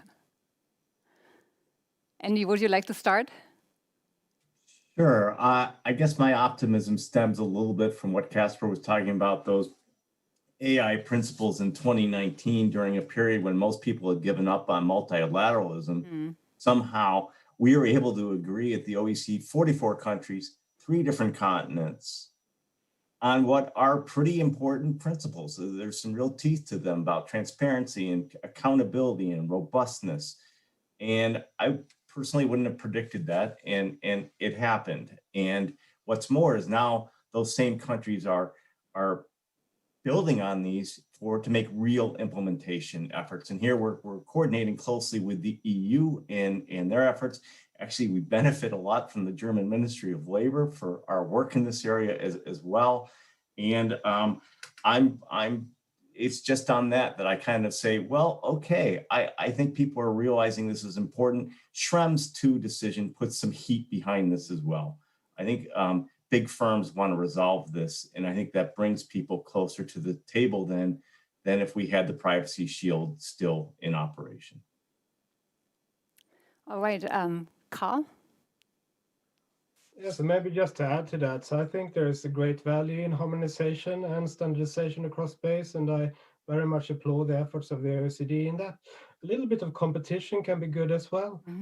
So I'm not, all pessimistic about, the United States and Europe taking slightly different approaches in some domains. It teaches us about what works and what doesn't as well. And so clearly there needs to be convergence in some domains, and the work of the OECD on that is very impressive. But it doesn't mean that we need to harmonize across the board, and I think a bit of competition is only healthy. And Casper? So you're basically asking a Dane to be a little bit more pessimistic. It becomes very natural I mean, for us. come on, you have a German moderator. Sure, I have to do. No, listen, it goes without saying that the discussions in Europe around strategic autonomy and digital sovereignty has different interpretations. I think the first thing we want to say, and I think both Eva and also Andy and others have sort of indirectly said this as well, there are valid reasons why Europe is preoccupied with becoming better at controlling its own approach to technology and digitalization. I think when you look at the global map and you look at where technology is being developed, it goes without saying that Europe is a slightly smaller spot on the map than perhaps Europe should be when you look at the history and the legacy. So also for a company like Microsoft, our approach to this is to acknowledge that this is it's a legitimate desire, and we see that both in the European Commission's Europe Fit for the Digital Age approach, and we've seen it also lately in the speech from President Ursula von der Leyen. We've seen it also recently in the interview with French President Macron, sort of underlining the importance of strategic autonomy. But if we go to the Macron speech, I think what is interesting with that interview is that he also underlines that fundamentally this is about Europe's ability to choose for itself, and to choose to collaborate with the ones you want to choose to collaborate with. I think Commissioner Vestager has said that digital sovereignty is to some extent also about regulatory sovereignty, about deciding the rules and the approach to technology in Europe in a free and open way. And I think that is important. What I would say is, of course, that for us, like many other companies, I think the importance of being able to utilize data is a fundamental aspect of this. Andy mentioned Schrems 2. I think the ability to transfer data is such a fundamental part of the digital economy. And actually, again, just referring back to the communication that came out of the European Commission a few days ago, I think it's fantastic to see that it's a central paragraph underlining that the US and Europe needs to find ways through the development jointly of enabling data transfer. And if I may disagree a little bit with Eva, and it doesn't happen very often, and she will give me a hard time for doing this, I'm sure.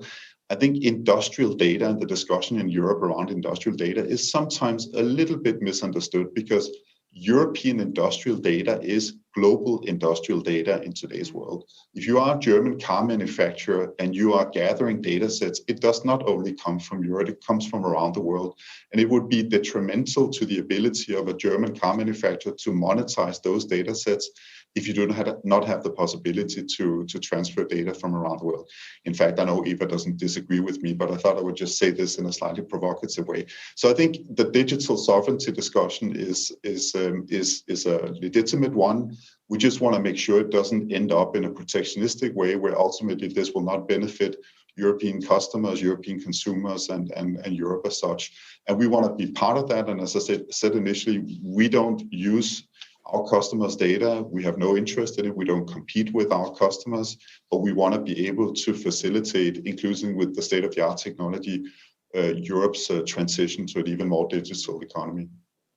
Well, thank you so much. If I were not an objective, neutral moderator, but a BDI representative, I would also underline the importance of data transfer also in e-commerce. But coming back to my moderator role, some of the questions which are coming in are indeed actually focusing a little bit more on the risk side of AI. And one of the issues being referred to is facial recognition and emotion detection, and how that can be also misused by rogue regimes. And I'm just thinking about the Arab Spring, for example, with information technology, and also the European reform on dual-use exports. And the question is there such a risk, a geopolitical security risk? And if so, how can we handle this? Who would like to answer this question? Yes, please. Go ahead, Björn. Björn, please. May I? Yes, please. Well, we have a discussion in Germany about these different deviation of a risk-averse system. And I think that what our German Data Ethics Commission proposed us is key. They proposed something like a risk pyramid, where we can observe different developments of AI and different usage of AI. So it's, in my opinion, and in the opinion of the Data Ethics Commission and the opinion of the German government, it's not really riskful that AI is used in Spotify applications or something. That is no problem. But if you're talking about the usage of AI in the health sector or in autonomous driving, there you have other risk steps.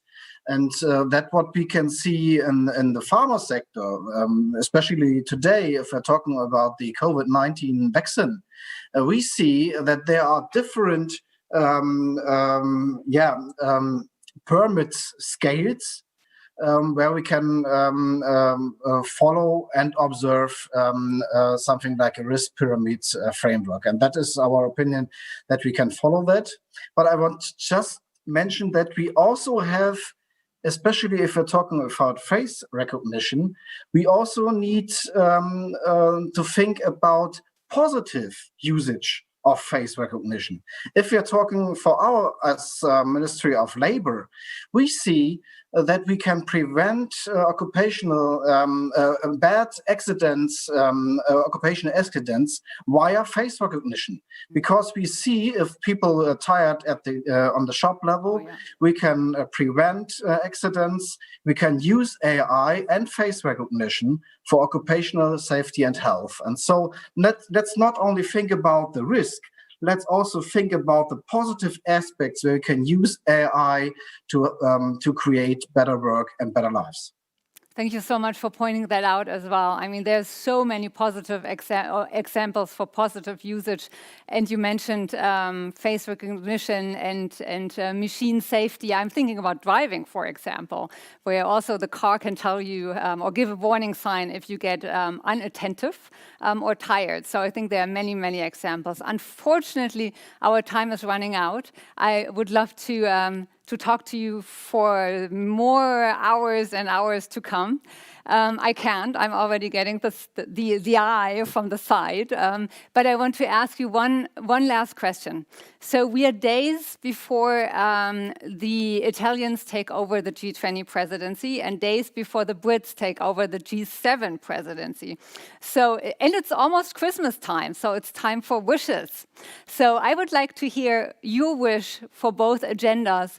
What should the leaders talk about at their upcoming G7 and G20 cycles? And let me start with Eva, if I may. Thank you very much. Well, I am known to often mention in panels how I would like to have a European Council dedicated entirely on the digital advancement of Europe and to have more of those, so to say, digital leaders. And I have to explain, these are not people that have to lead our economies by knowing how to code, but by understanding why it's important to deploy technologies in our daily work. So indeed, it's a simple wish, but it's a very difficult one. It would be very good if there's a certain amount of time and not as a last point on the agenda that kind of never is enough time for it to be discussed.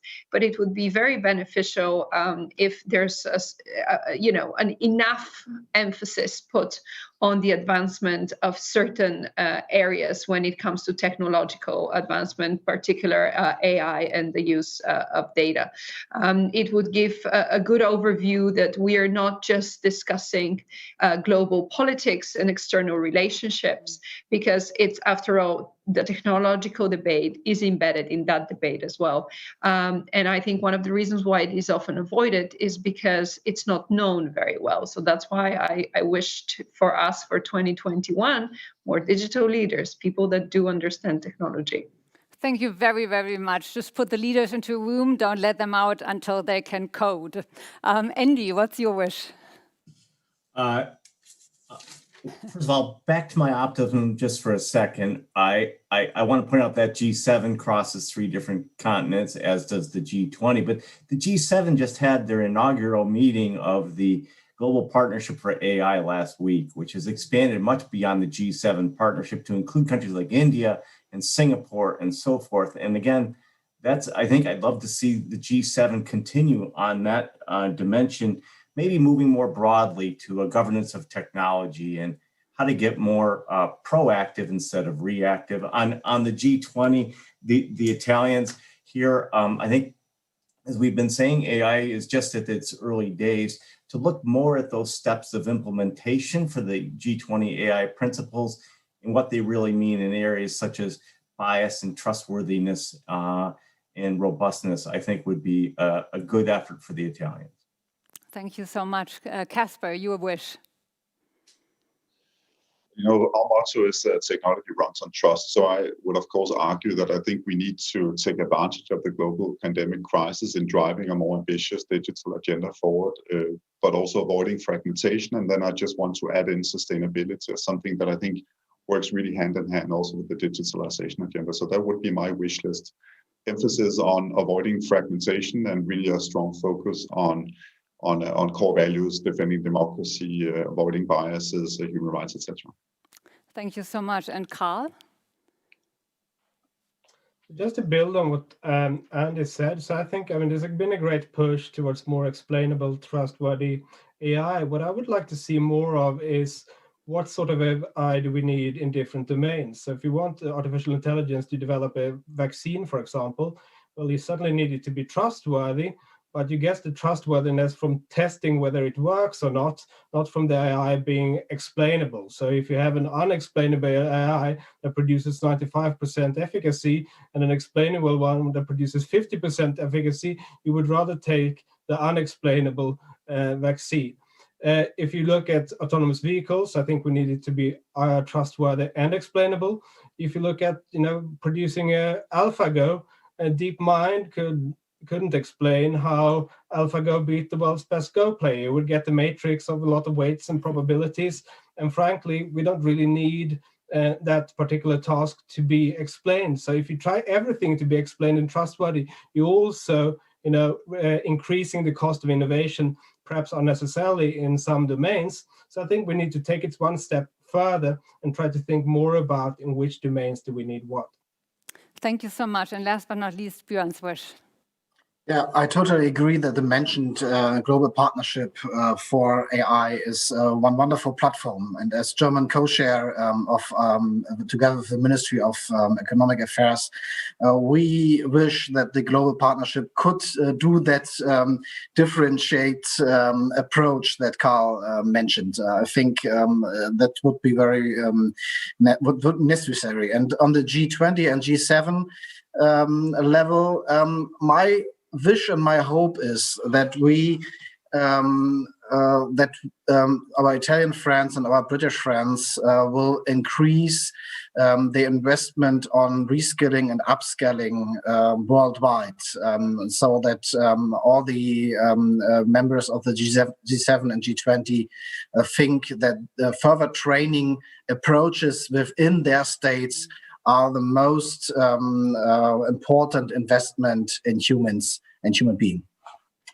Thank you so much to our panelists for being here today with us. I think you have big wishes, you are big thinkers. I think Center needs a pretty big sled to deliver all these wishes. One thing is pretty sure, we shouldn't wait for Center. It takes a lot of work to create the right frameworks, conditions, and it's the right approach to get business together with government, with independent thinkers. That's the way to do it. So thank you so much for being here today. And Aspen is going to be happy also for the next coming month and years to pick up on all your ideas and continue our dialogue. So thank you very, very much for being here today with us.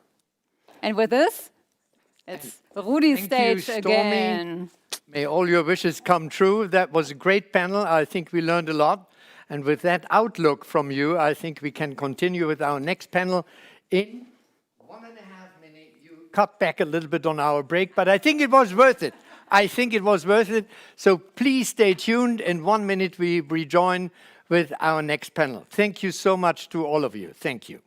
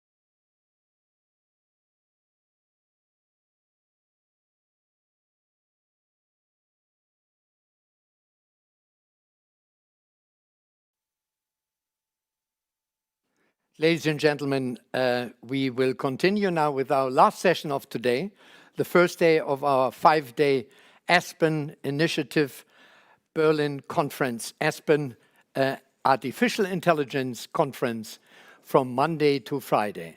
And this will be our closing talk. It's called Lightning Talks, and we are expecting a lot because after having listened to politicians, to academics, we are now going to the practitioners. They all have experienced something because they built something up. That's what Europe is about. That's what they have experienced. And so I'm very pleased to shortly introduce all of our 4 participants. But before, I would say that those four institutions and startup, which we will introduce in a moment, are having been either co-founders or founders of startups sharing their experiences with us of starting their businesses, how they applied AI, and what outlook they have as far as practical applications of as AI is concerned.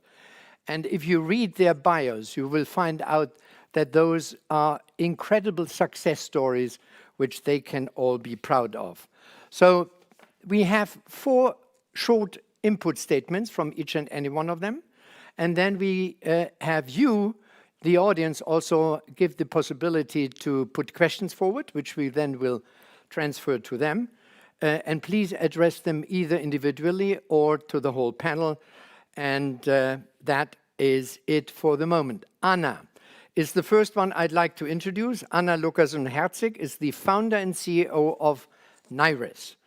And this is a visual search machine which gives people a natural way to find what they are looking for.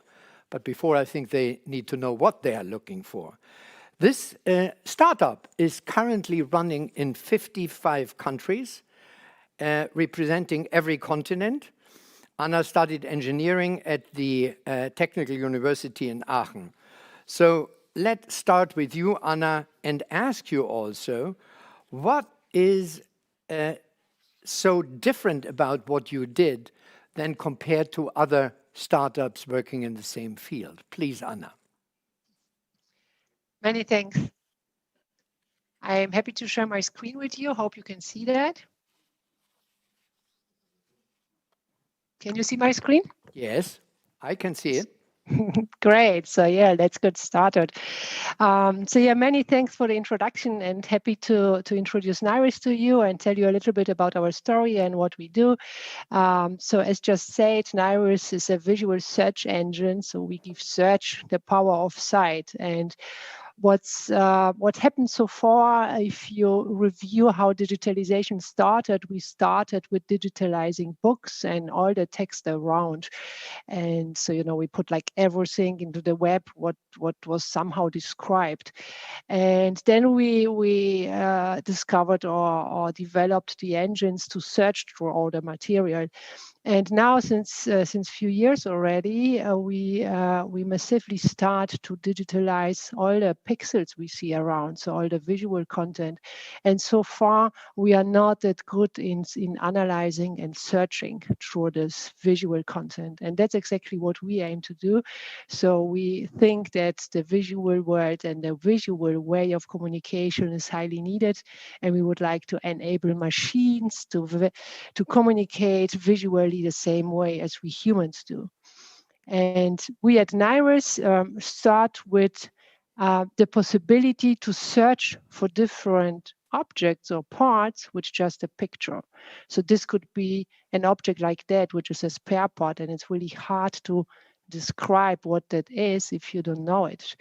Or a lamp like that, you could imagine it's a lamp, but also describing it the way that it's easy to find it is quite hard. And same with this one here. So we help here to find or to not be in need to find the keywords. And show you as a very short demo here.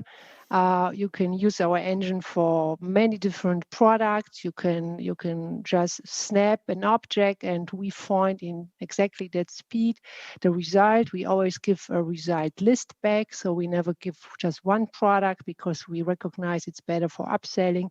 You can search pictures through, and it's always the speed that you see. So it takes less than typing. And how our customers use our product. So most of them use it for spare parts recognition. We are in Germany. And the second one is for product recognition in e-commerce. And especially in spare parts recognition, one special USP of us is that we can derive synthetic pictures out of the CAD models and then feed our engine with those synthetic pictures. Here in the middle, you see one of those synthetic pictures that are almost fully automatically generated, so you don't need to let a designer do it. And then we can set up a visual search index based on those ones, so that we're ready in few days with digitalizing the entire spare parts catalog of a German plant engineering company. Yeah, so that's what we do. Who do we do it for? A lot of different retailers and engineering companies who we are very proud of is IKEA. There we are integrated in almost 50 countries already. And then there are some others where we work for other customers. And at IKEA, we're very proud of that because they hardcore tested us versus our competition, versus Google Lens, versus Microsoft, versus SiteSlice, and all the other startups out there, Clarify, Cotechica.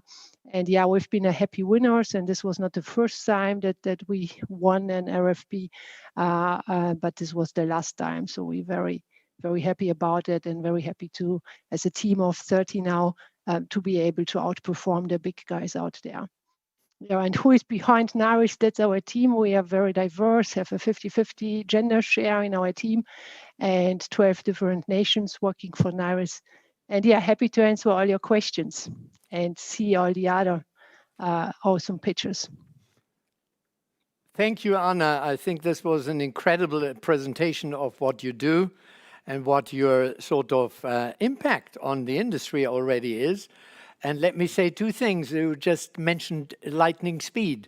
That's exactly where our title derived from. It's a lightning talk. It might be very speedy, so we can continue in a minute. But let me also add, from a very sort of a customer and consumer point of view, since a couple of months I have the Vivino application where you put it on a label of a wine bottle, and amongst thousands of wine bottles, it will exactly tell you where it comes from, how it tastes.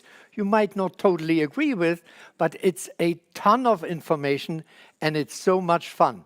Thank you very much for your practical insights. Now we are coming to Pavel, also another incredible story. He was a consultant with Accenture for years and years. And because of his entrepreneurial spirit, his colleagues always asked him, he said, Pavel, why are you not setting up your own business? And he said, no, it's not time yet, because I need more powerful computers, which artificial intelligence can be used more efficiently. When that came, he started his neuron soundware system. So Pavel, please tell us a little bit more about your company, which says that it can predict failures by looking into machines and listening. How is that working?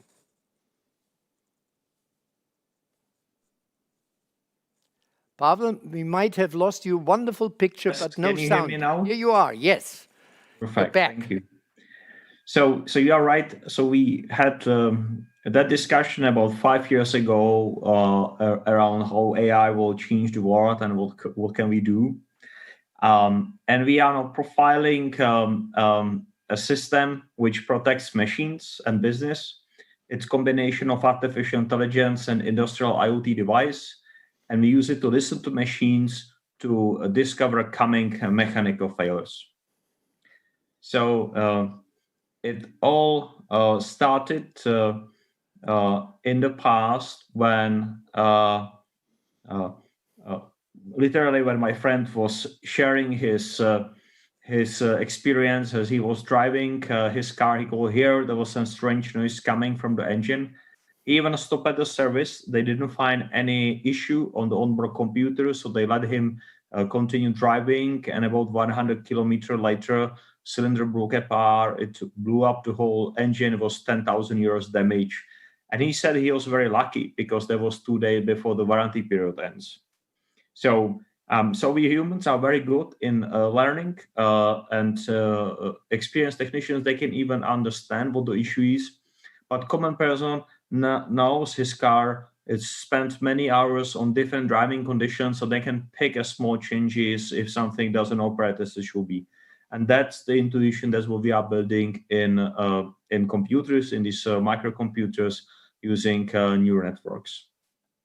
So to our customers, we do offer all-in-one solution. So it's having from edge computing up to the hertz, which is the digital brain understanding acoustics. And we have also N-card, which is a small gadget you can combine to your any other computers or even mobile phones for data collections. We use these structure bone sensors, which are very sensitive from vibrations, ultrasonic, and they can separate different components of the same machine. Yeah. And we applied our technology in three key use cases. The first one is preventing an unplanned downtime, which is very costly. The second one is to avoid a collateral damage. If something is fixed and it's small repair, it's much cheaper than it gets to something which is much more expensive. And the last one, it's we are now also allowing customers to prolong lifespan of some old machines which have no digital interface, and we can help not just for maintenance but also provide extra visibility how they operate. So we have tested our solution many different assets like engines, compressors, cranes, pumps, and so on. That's what we are following. So we bring to our customers what we call an age of Industry 4.0 maintenance. So it's not just and collection data or in real time, but also we apply these algorithms which helps to bring alerts in case there is some anomaly detected, and that's attention to the service maintenance team to the right machines. Yeah. Audio, it's one of the first symptoms you can discover that issue, and that's kind of brings also the savings in long term. So the algorithms itself, typically we have these predictive maintenance generic, or we build a custom algorithms if we have a specific data sets. We are working with OEMs if they have the machines, or with particular partners on developing a customized algorithms. But the general ones can be really trained after a few days of nominal operation of the machines. And here is an example how it looks. So the rectangle on the bottom on the left, it's the input signal which is being analyzed by AI. And about 2 days in this case before the cylinder was kind of damaged, we could recognize there's a sound strange coming. The algorithm's anomaly score starts increasing, and then that's kind of, if it gets the thresholds, that when we send the alerts to the customers. So we have some use cases. I'm happy to talk if you'll be interested, or you can just visit our website, ask for demo. But we work on captivation detection on pumps and valves. We have installations in factories on end-of-line testing when we replace with consistent human judgment with AI algorithms, which is kind of sorting the products. We have a supervision of a robotic line when something breaks. Then we can inform people to come and fix it. Or we are monitoring different assets like these compressors, pumps, valves, turbines, and so on, with these anomaly detections helping to prevent bigger failures. So our company is all based Prague. We have a couple colleagues in Germany and other countries, and happy to talk to you if you are interested more in details. Thank you. Thank you, Karel Konečný. I have one short question, because most of us still drive gasoline-driven cars. And as far as I remember, I mean, especially the higher-priced cars, BMW, Daimler, Mercedes, Jaguar, or what, promised already 10, 15 years ago that they had cars installed with dozens of sensors which controlled the engine 24/7. Which you just say, it's an endless control which you are now establishing with AI. So in a short answer, what is the difference between sensor-controlled engines which we had in the past and what you do? Yeah, so the most biggest change is that we are really analyzing the mechanical behavior. You don't just wait for the maybe change of the temperature, which typically indicates extra frictions, you need to slow down, or if you have a different, like a pressure in exhausting systems. Again, that's something which detects the issue much later than if you are really following the mechanical data, how the machine operates. Yeah, so that's direct signal. It's providing a better insight into the mechanical components, how they operate. You can really track it much closer and more precise. Thank you, Pavel. And now to the next success story, Dagmar Schuller, CEO and co-founder of Odd Earring. Dagmar Schuller was the co-founder of Odd Earring, which conducts research in the field of AI, machine learning, and big data for more than a decade.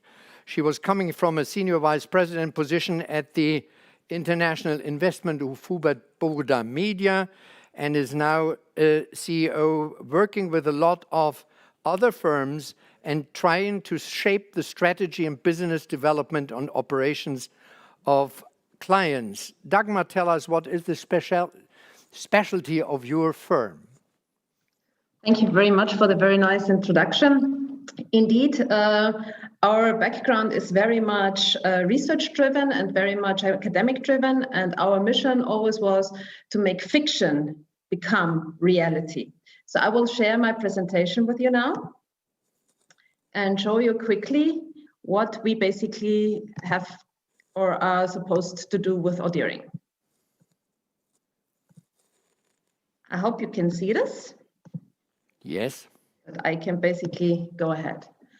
So with Audiering, we have, as I said, an academic background. Our field in effective computing and machine-based audio intelligence or AI-based audio intelligence is not only done for 2 or 3 years, we have really about 2 decades.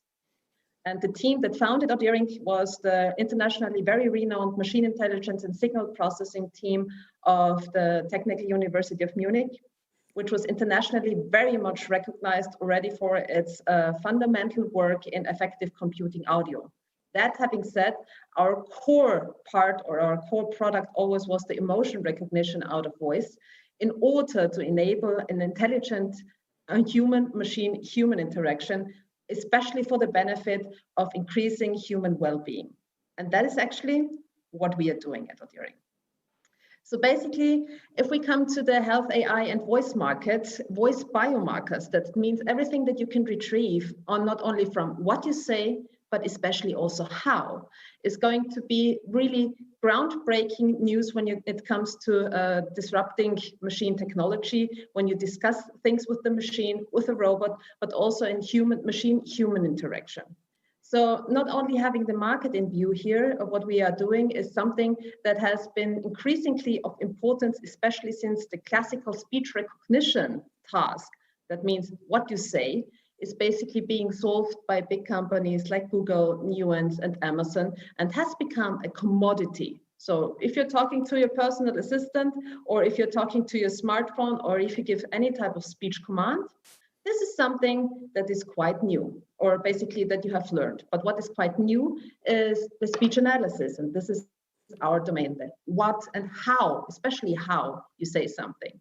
So voice is actually much more than just the spoken words. If you just think about paralinguistics, for example, if you laugh, if you cry, if you sigh, if you hesitate in your speech, it already gives you a lot of information how the person feels and how the person is perceived on the other end. So what we can retrieve out of the audio signal, if it comes to human audio signal, are, for example, the speaker traits, like the gender, female, male, the nationality, age groups, even some sort of height and identity that we can basically retrieve out of that. That means the voice is a biomarker, similarly like you have a fingerprint or you have your iris scan. We can detect or psychologically perceived Ocean 5, for example, models that will tell you how much neuroticism is in your voice, how empathic you are, how agreeable you talk. We can also detect speaker traits, like, for example, if somebody has drunken some alcohol, if you have some fatigue, if you're sleepy, if you have stress, or if the cognitive load is too high.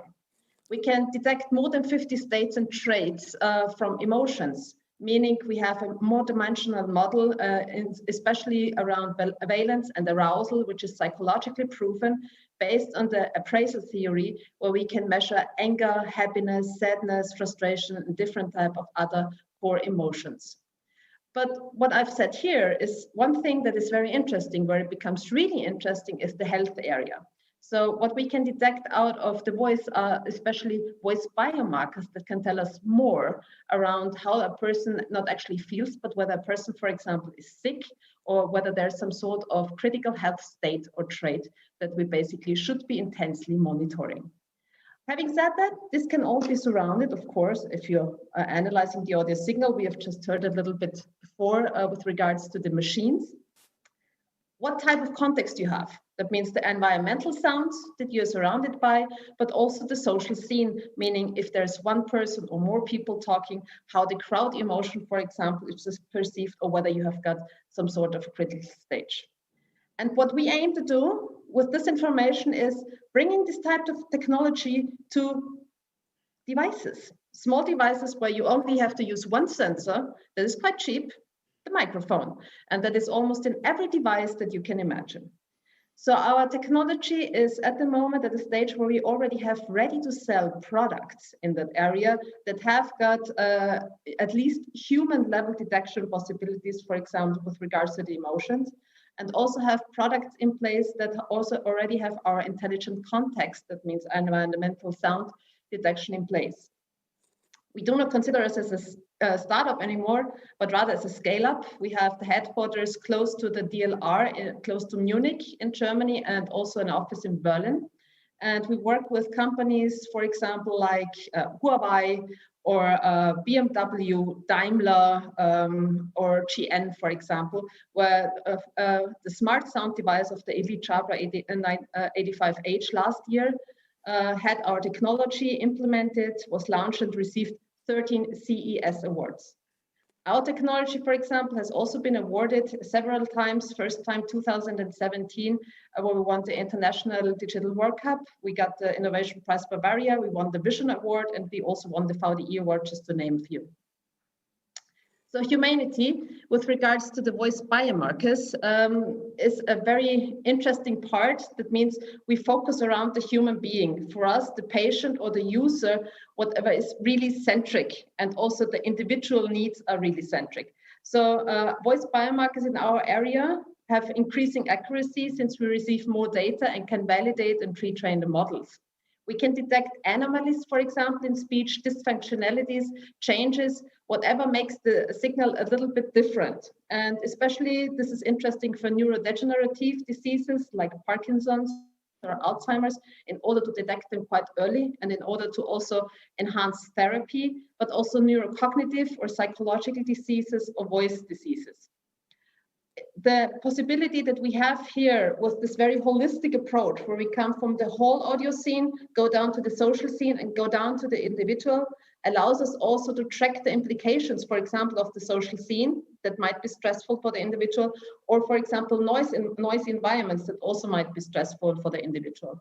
That allows us also to retrieve information with regards to individualization, what the person really wants, also supports self-assessment, and delivers a lot of information with regards to diagnosis and the validation. So what we have is already our device technology, which is scalable, which we can already implement, or which is available as a web API, but also on mobile SDK and wearables and hearables, and basically has a classical license system in the back. So this is also a very nice solution for implementation, since it solves a lot of data protection issues. You know that personal data, especially the voice, is a very personal data, should not maybe be delivered to everybody or to some clouds. So we basically had from the beginning the solution that, especially if it's health related, the data must stay under the control of the user and of the patient. And this is why we have developed the device technology. That means the device receives a ground model that has been trained by us, but the individual data basically trains the model to adapt to the individual person, and stays on the phone or on the device where it's implemented. So there is no scary solution that your data is driven out to somewhere where you cannot control it, but you have it on your device and you only share, for example, with your therapist or with your physician, the data that you really want to share. And we work with feature extraction in order to enhance our models, and also with federated machine learning as a solution in order to overcome the data protection issues. Our last project that I want to introduce you to, so that you get a glimpse what we can do, is the AI Sound Lab, our fight AI against Corona. We've recently launched it. And this is an app that will be able to detect and monitor COVID-19. So recently, MIT or also Carnegie Mellon have already showed with their work that COVID-19 detection from coughing should be possible. We've been working the last 6 months on this, and also have published the very first paper on audio analysis for COVID-19 late March already, based on data that we received from Wuhan and also from the University of Augsburg from early Corona patients. And our approach to this is a little bit further. than just forced coughing into the microphone. We want to detect COVID out of the speech and the sound events. We combine both things so that we also have a tracker for validation in additional ways. And also if people are asymptomatic with regards to coughing, it should still be working. We currently have already the ground modules or ground basically models that detect on a very good 80% accuracy. We are quite confident that we can train them better and that we will get around 90% or even higher in the accuracy for those type of predictive modelings. And basically for that, we introduced the AI Sound Lab as a data donation platform where I will, or I can only ask everybody to please donate some data, even if you're healthy. So we are searching for healthy and COVID patients. And what we received in the past couple of days, a couple of thousand data donations already that have valid data. Based on that, we aim to release this type of app in the first quarter of 2021. Basically, from a setup perspective, AI Sound Lab is set up as a web app and also a native app where we have the possibilities not to only have a sound voice tests that can be done daily, but also a current monitoring of different sound events like the coughing or sneezing, if you, for example, monitor this through your sleep. So that is what Adhering is doing. And from my perspective, I think that this type of technology will be very much in almost every device in the next 10 years in order to basically improve personal well-being. Thank you very much. Dagmar, thank you very much. And I would like to add a short question. First of all, I would like to volunteer as a guinea pig for your research. Thank you. Number two, welcome. I'm a little bit wondering because I think recognition of noises or let's say cough is a very easy thing. But leveling, sort of recognizing the level of anger, you need some reference points and you need sort of a scalable structure. And can you a little bit elaborate on that? Where do you take those reference points from? Because I think people react very differently. Some are very loud and others are very silent, but they still can voice their anger in different ways. Yes. Basically, we have the human annotators and as the ground truth for this type of modeling. So the emotion recognition has, as I said, more dimensions. You have different type of dimensions, and basically, or the point where it's set more or less on this type of dimensions comprises together for the emotion that is recognized. So, for example, if you are highly aroused and you have a very negative valence, you would be quite angry. Yeah. That would be in a two-dimensional setup, a very easy to understand concept. We have got different type of dimensions also that regard, for example, the loudness, that regard, for example, the intensity. And basically, as I said, our main focus point of ground truth is the human. So we have got human annotators that label this type of data for us on those dimensions.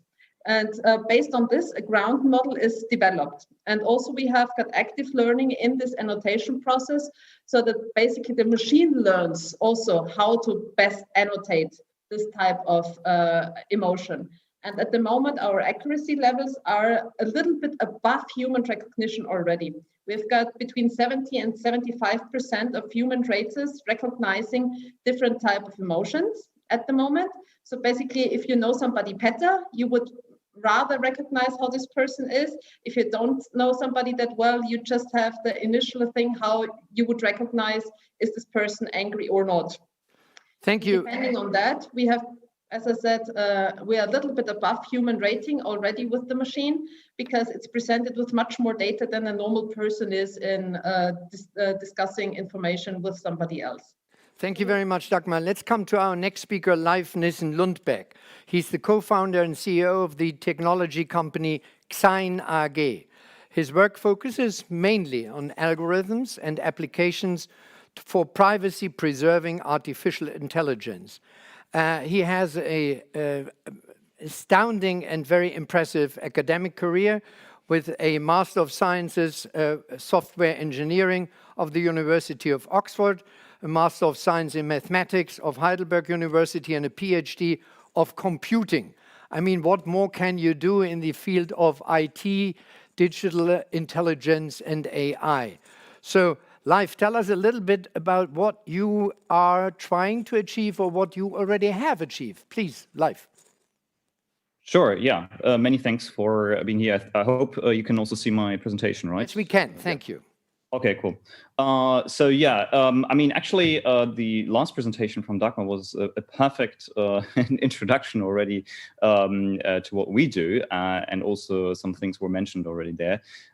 Because, well, I mean, we've talked a lot about AI in general, and of course, AI in general, and I mean, you, I think, also got the impression, requires a lot of data, and in very many situations, we also have the issue that this data is actually coming from private people. So there's, of course, a lot of concerns around privacy in general. And also, we can see that there's kind of like this AI privacy dilemma, and we even call this AI convenience dilemma, because AI is, of course, a convenience privacy dilemma, because, of course, AI is used in order to achieve a certain convenience. For example, if we recognize speech, if we recognize images in order to find better images or describe certain things, for example. And actually, most applications are like that. The problem, of course, in this kind of case is that this data is coming from private people in many situations, and many people, of course, are concerned what happens to their data. So if we, for example, restrict the handing over to data, we can, of course, not really very well train such AI systems. And we end up in this kind of dilemma. And this is exactly what we want to solve with technology. Because there's a lot of solutions around governance, for example. I mean, many people have heard, for example, about Gaia X here in Europe. And also there's a lot of complaints about, oh, Europe has so high privacy standards, for example, or ethical standards in general, and we cannot compete against the US, or we cannot compete against China, where all of this data is kind of usable for anyone. So we think this is not very true, and there is actually a technical solution to this AI privacy dilemma. So, for example, in this kind of voice assistant case, which we also have just heard, we have heard also, or we've seen in the past, a lot of problematic cases where, of course, large companies like, for example, Amazon are kind of exploiting the data of private people in order to further train, of course, their voice assistants. And of course, they have to do this also in order to deliver a greater convenience, in order to recognize better what an individual human being is actually saying here. And of course, they want to do this in order to sell, of course, more products. But the problem here is, of course, that this individual data from people is analyzed actually by human beings also and stored somewhere at these companies, and they can also potentially harm you because they can find out different things. They could, of course, also misuse this kind of data. So we end up again in this kind of privacy convenience dilemma. But how can we actually tackle and solve this kind of dilemma? We think we can solve this dilemma in a technical way, where instead of this common way of bringing the data to a central algorithm or a central database where you actually apply the algorithm in order to train a model, we can rather leave the data where it is in the end devices or the edge devices such as smartphones or speakers, for example, and rather bring the algorithm to the data itself and train it where it is. And instead of then just doing nothing, we combine these algorithms in a clever way and also in a privacy-preserving way, because this procedure is not privacy-preserving per se. Because if we only take the algorithms, we still have the problem that we can infer back from what an individual local model has learned and re-engineer the underlying data set very easily. So what we've developed is an open source framework, which is called XaneNet, which applies masked federated learning in a very scalable way. So it's specifically designed for edge devices to train local AI models on, for example, smartphones or browser environments or other edge devices like, for example, cars, and masking these models then with homomorphic encryption. And rather than taking the raw models, we only take the encrypted models with keeping the underlying information intact and aggregate these encrypted models into an encrypted global model, which redistribute to the individual edge devices in order to have these kind of training rounds. So this was mentioned, for example, also by Dagmar, that this leads to a much more privacy-preserving way of training such models. And we have the advantage that we can keep the convenience that we gain from AI, but we can also stay very privacy-preserving. So we, for example, tested this in many different ways and also published some publications here. And just as a quick note for example, speech recognition, we achieve almost the same accuracy as if we had all of the data in a central place. So what we try to achieve with our framework is that actually anyone can simply train on edge devices, privacy-preserving, and also convenient AI models while not actually interfering with the data of your users. So this is what we're here for, and we aim to kind of overcome this kind of trade-off between privacy and convenience and make also privacy-preserving AI available for everyone. So, so it's basically integratable very easily into edge devices and into training procedures on edge devices. Thank you very much. Thank you, Leibniz. And I think it looks like, or at least if listening to you, it looks like that you have found the solution to so many of our headaches and problems. Let's tackle that question a little bit about privacy and the question how different we are from the US. You know that the discussion in the United States at the moment tends more in the direction of Europe. They are trying to limit sort of the open access to data, especially as far as the big five are concerned. And Europe has maybe, if your model will be applied, don't even need to change its rules because maybe you have found a third way. So where can we both merge the two from the European side and the American side? Is there a middle way? Well, we think actually that we should, rather than, focusing on what the US is doing or what China is doing, rather go really our own way here, like a European way where we have these high standards and where we can actually, keep everything from the, legal framework as it is, and rather really focus on going our own way of building basically our own systems with our own standards. Well, you mentioned the US here, and for the US, it depends a bit. It's very different from state to state. So, for example, we have California, which is going actually in a very aggressive way compared to other states in the US in terms of privacy, for privacy protection, while we have other states in the US that are actually going the opposite way. So for the US, it really depends on, and I think in Europe, we have the advantage here that we have like an overall legal framework. However, we also have differences between the states or the countries here. But I think really that this kind of problem should be solved with technology rather than pure governance, because governance frameworks are not scalable. You have to set it up for each case again and again. While with this kind of technology, you can actually kind of copy it, and you can, we enable it also basically as a framework really for all sorts of applications. Of course, not every application. Every application there is certain constraints. However, I think it is very well solvable in a scalable way through technology. There's another question which goes in the same direction, and I think all of you in your businesses need big data, either for visual recognition or for audio recognition. You need data to work with. And here's the question: how big of a disadvantage is Europe's focus on data protection for the EU's ability to compete in the AI race? Who wants to chime in and answer that question? Okay, Dagmar, please. I would like to. So the current disadvantage, in my opinion, is quite big. Not when it comes to machine data, but when it comes to personalized data. We have to find completely different solutions in our end in order to get the data that, for example, in China is available quite quickly. And we have to have a lot of administrative things in order to fulfill the data protection. Also, even with a solution that we have in place, that we can get the data and that we inform the people. I think it is necessary to make a big change, not to basically cut security or any type of protection for the user, but to have a different type of thinking when it comes to the user. The user has to basically see that the possibility for us is the data to train also models on their behalf for their benefit with those protection in mind that we are having.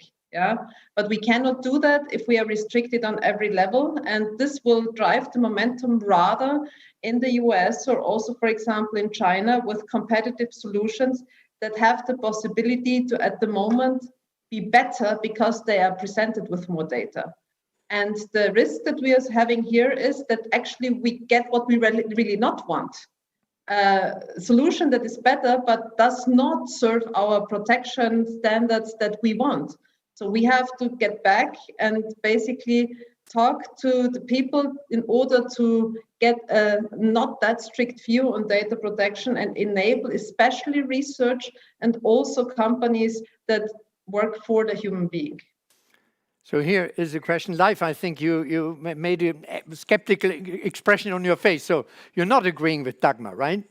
No, not quite. I mean, it depends really on. I mean, I can totally see this view. However, I disagree. So I think we can actually, through technology, really have a solution to that. And I mean, we've also shown this multiple times. And this is also what many companies have to do now. And they have to find a technical way in order to face this challenge. And I don't think that we have to give up our view also and our legal standards for personalized data. And I mean, for example, in my past research, I've shown how easy it is, even from a model, to infer back to individual people. So I'm very, very skeptical of that. And also, I mean, when it comes to Chinese or US applications, well, I mean, we also as a company demonstrate that we can build such systems that are basically as convenient as the US counterparts here, with even a lot less data. Because of course it's a very easy solution to just have a lot of data and to not really take much care about how you process this data and or where you process this data and so on. But I think that we have in Europe especially like the power of engineering and creative thinking about how we can solve and tackle these solutions, plus that we have a lot of very nice and good solutions on the technical side that actually, solve this kind of trade-off between using data and keeping basically the data private enough. And I think that, for example, I mean, Dagmar, you mentioned that, you have to ask basically for the consent and so on. Well, I mean, there is even technical solutions to not necessarily do that if you really protect the data enough and if you process the data enough and protect also the models enough. So I think, I mean, we can actually very much achieve the same things, but we have to be also brave enough to go our own way here instead of just basically complaining that we cannot do the same. But I think, for example, your company is an excellent example of that you can actually achieve something like that. And even basically in Europe, right? Because you have like really also on your side the power of engineering and creative thinking and research. So, yeah. Now I see skeptical Pavel. Pavel, I think you want to add something, please. One reason why we are listening to mechanical devices because they don't have a lawyer. There is no privacy issue. There is no banking secret. We don't care. Like we cannot be recording machines anywhere on the globe. It operates the same, and I'm very happy about it. Yeah, because I'm feeling that we are a bit like I'm so annoyed that every website is asking for cookies acceptation, and European law requires that I give not a general consensus. I need to give consensus every single page. Yeah, and what's the good of it? If somebody really wants to be in private, just use incognito mode every browser and that's it. Yeah, we are bottling ourselves. We are making it much harder, and it's really ridiculous because if you go and ask hospital for, let's say, a chest X-rays, they cannot share it with you. because they don't have a written consensus that they can use data for anything else than treating the patients. Even anonymized, you cannot use it for training, for any recognitions of lung cancer. So these algorithms will be developed in China, in Australia, in the US, and we'll be just buying this as a service because we will restrict ourselves, I think, unnecessarily. Yeah, I think there might be a better way how to do it. We can do something much simpler and definitely anonymize data if they will be available. I think that's something which will be okay to be used. Yeah, that's my perspective. Pavel, I see you now, you both want to join in, but let me just say one thing. You didn't mention COVID-19 until this very moment where I tried to introduce it, because we all found out that data protection was hindering us in merging the necessary data to find quick solutions. Maybe it was not even the laws, but in practicability, we didn't sort of achieve a higher level of collaboration and cooperation amongst institutions in the health business. And that's where we are today. So Anna, maybe you have also something to add. Please, go ahead. Yes. Then live. So first of all, I think everybody has a point here, yeah, and we need to find the right measures. But to give a very pragmatic opinion why life is very right in a very easy way. So in our case, data privacy is very important as well, because first of all, our customers pointed us to that, and one of the very first was Lidl. And they said, like, okay, guys, everything is fine and we love your tech, but imagine there are naked kids sitting on a chair that somebody would like to search for, and you get those pictures. And then it's just, it's your responsibility to care about this material. And everyone knows that a smartphone picture has all the information connected to that smartphone picture, including the geolocation.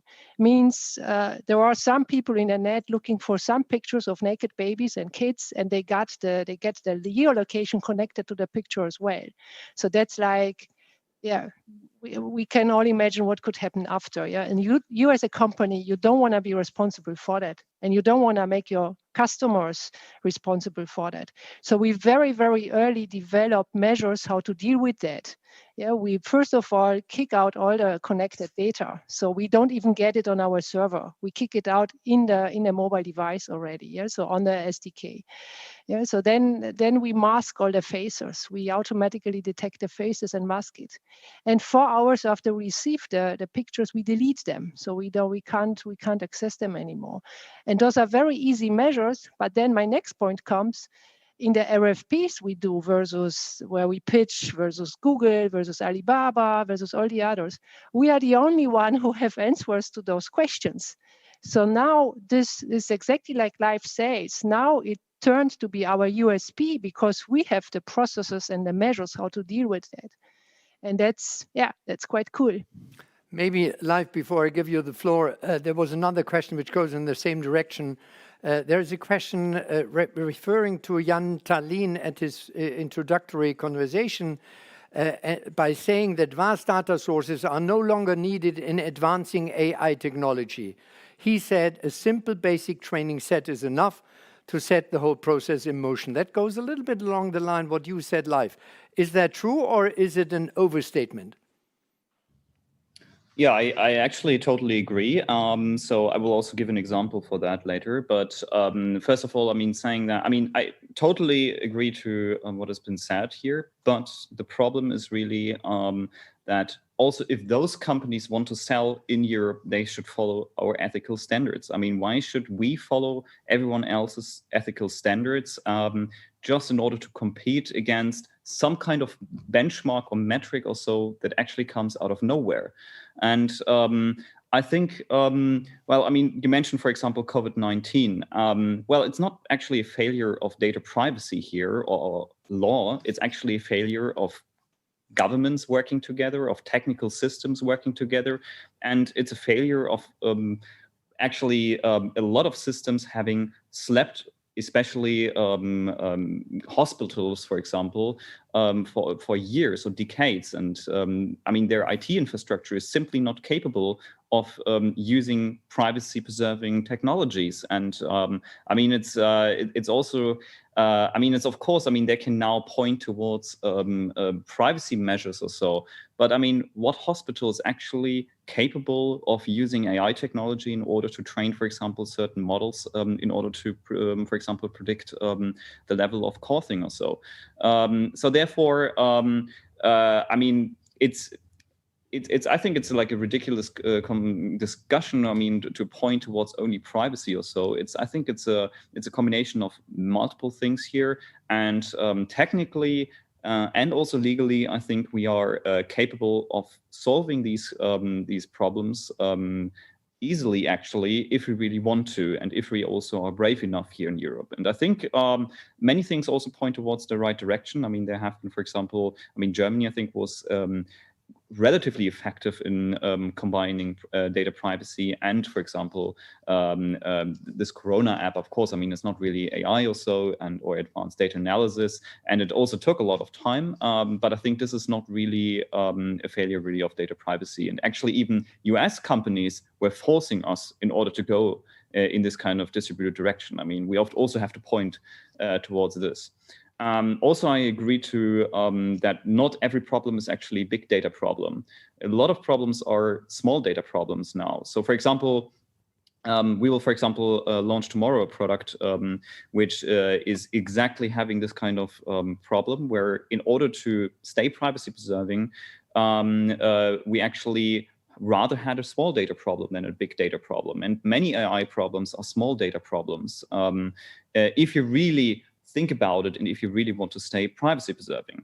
So therefore, yeah, as I said, I mean, I think it's easy to just dump a lot of data to an algorithm in order to train it. But whether this is really meaningful is another question. Thank you, Leif. I think I take this as a final argument and a wide-spanning argument. And we have to finish the first day of our AI week here. I thank the panelists very much. We started sort of from a marketplace of practical applications of AI, and we came, no doubt and no wonder, we came to big data, and we also came to ethics and what we can do about to also live up to the high expectations as far as necessary, maybe management and regulations of AI are concerned. Thank you for your wide-spanning remarks, for a lot of insights. That was a great first day. And let me say to all of our audience and spectators, you all are expected to join us again tomorrow at 3 p.m. sharp. And you will watch then a conversation with Saskia Esken, co-chair of SPD and member of the German Parliament. You can also expect a panel discussion on labor in the time of automation, and also a presentation by Michael Betoncourt, author of The Critique of Digital Capitalism, one of the issues we will also tackle throughout the week. So I say thank you to all of you, again to our panelists, and I say good night and good luck, and hope to see you tomorrow again, 3 p.m. sharp. Thank you.